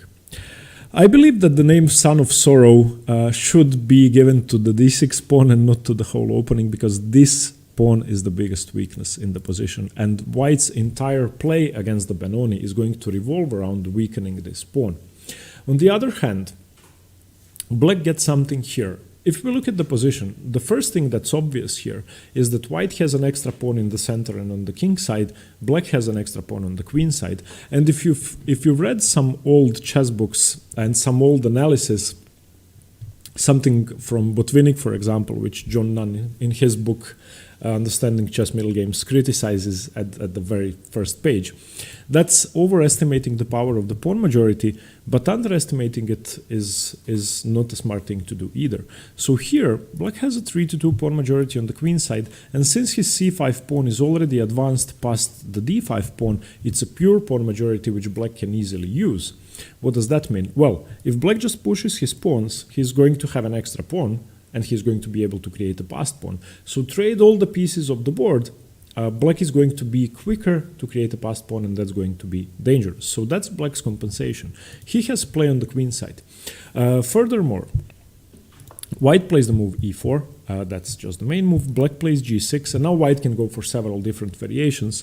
I just want to show you that this setup of fianchettoing the kingside bishop for black in the Benoni is very powerful, because the g7 bishop, as you can see, is exerting pressure on the part of the board where black is stronger. And strategically, it's always smart to attack where you have a stronger position. If you divide the board in two, white is obviously stronger on the king side than in the center, black is stronger on the queen side. Therefore, bishop g7 is a much better idea than bishop e7 and castling, because the bishop on e7 would be fighting against too many white soldiers, as you can see here, and that would be useless. So the g7 bishop is positioned here for a very good reason. It's going to help a queenside pawn push. It's going to help black exert pressure on the queen side. White, on the other hand, plays in the center and on the king side. So very often we are going to see moves like f4, where white is trying to punish black for playing this sort of position right away. And one of white's main breaks in this opening is the move e5. If white can get in e5, then he's going to be slightly better. So f4 is just the most aggressive approach. The other approach white could take is knight to f3. And here one of the main one of the main maneuvers for white can be seen immediately. So this f3 knight is very often going to go to d2, from d2 to c4. And on c4, this knight is going to be fulfilling two most important roles in this position, putting pressure on d6 and helping white push e5. So that's just one idea for white. Black, on the other hand, is going to try to play the move b5. b5 is black's main break. One common pattern is, of course, preparing b5 with the move a6. But thematically, and this you can remember as a general rule, it's not a real rule. Whenever black plays a6, that's a signal he's playing b5 on the next move. As white, you play the move a4 to put the brakes on that.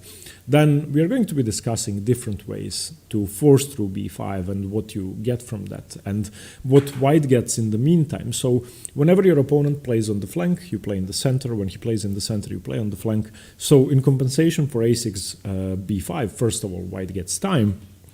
Secondly, he can often break through in the center, and you can see that if white successfully plays e5, then d5 becomes a very dangerous passed pawn, and the position gets tricky for black to play. So white has counterattacking chances, black has counterattacking chances. It's a type of defense similar to the Sicilian or the King's Indian, where the move order is important, the theory, the knowing theory is very important. One mistake could lead to trouble, and imprecise moves or not knowing the patterns could lead to trouble as well. So, but the good thing about Benoni is, even though it's a theory-heavy opening, if you know the patterns, if you know the main plans, it's going to be easy to play. You are going to be able to find your way around the position, even if you don't know the exact position. Even if you don't know what exactly is the correct move here. So the modern Benoni is the most thematic position.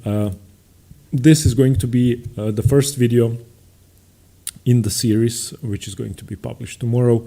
And if you learn the modern Benoni, as I said, it's going to be easier to learn all the rest. Now, moving on, we are now going to be looking at this position. This is the closed or the check Benoni. This has been played by Vishy Anand when he was younger. Yasser Seiravan has played it. Ben Feingold still plays it if you've seen any of his videos. The opening looks absolutely absurd. Doesn't make too much sense to give this much space to white. Let me just show you how the opening is reached. So after d4, knight f6, c4, c5, d5. If you remembered, in the modern Benoni, black was fighting for the center with e6. In this position, he plays the move e5. Now, again, taking on e6, it would be the same thing as against the modern Benoni. If you take, black is just going to take with the f-pawn and have an easy time playing d5. So after e5, you again, as white, play the move knight c3. And now black closes the position down d6. White now closes his part of the board, rendering black unable to expand further with e4.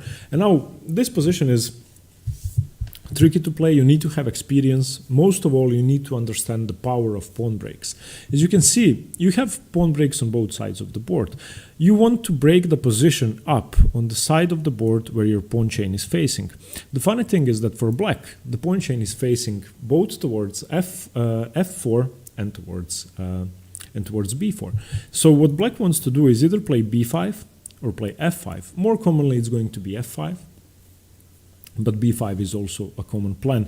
For white, of course, it's going to be either b4 or f4. So the general rule in the check Benoni is whoever breaks the position open first to his own advantage is going to be better. So very often you are going to see moves like, okay, let's say bishop e7, g3 castles, bishop g2, knight e8. Knight e8 is a common maneuver. Firstly, it allows black to play f5. Secondly, black can continue preparing the move f5, let's say knight g2, e2, because you want to keep f4 as an option. Knight d7 developing, let's say castles, g6, and now this knight is coming to g7, okay, let's say bishop h6, which is the main move, knight to g7, supporting f5, and now you can see already that the c8 bishop, the f8 rook, the g6 knight, the g7 knight, and the g6 pawn are all supporting f5. When the position opens up, it's going to actually be favorable for black that he is putting the brakes on white's play in the center. Of course, in the check Benoni, the d6 pawn is not such a big weakness. How do you target it? You can target it from b5, but that could easily be resolved with a6. I'm not saying that it's not a problem, but it's not as big of a problem as it is in the modern Benoni. Okay, the old Benoni is the next variation I'm going to cover. The old Benoni starts after d4 and the immediate c5. White again reacts with d5, and here you can play e5, you can play knight f6, you can play d6. d6 is considered to be the proper old Benoni if you don't want to transpose. Of course, if you continue with e5, then you're just going to get the closed Benoni again. We have the same position. So after d5, d6 is the old Benoni. Something like e4 by white, knight f6, knight c3, g6. You can see that the difference is in the old Benoni that you don't trade off your e pawn for white's c pawn, of course, because the c pawn is not there, and allowing the trade of your e pawn for white's e pawn wouldn't be wise, because then you don't have a pawn majority on the queen side, and you still have a d6 weakness. So the old Benoni is slower, different plans, still a very interesting variation. And since it's not as popular as the modern Benoni or the Czech Benoni, it might be a good weapon to add to your repertoire. And finally, we are now looking at the Benko gambit. d4, knight f6, c4, c5, the Benoni, d5, the most thematic move. Now again, you can go for several different moves, e5, e6.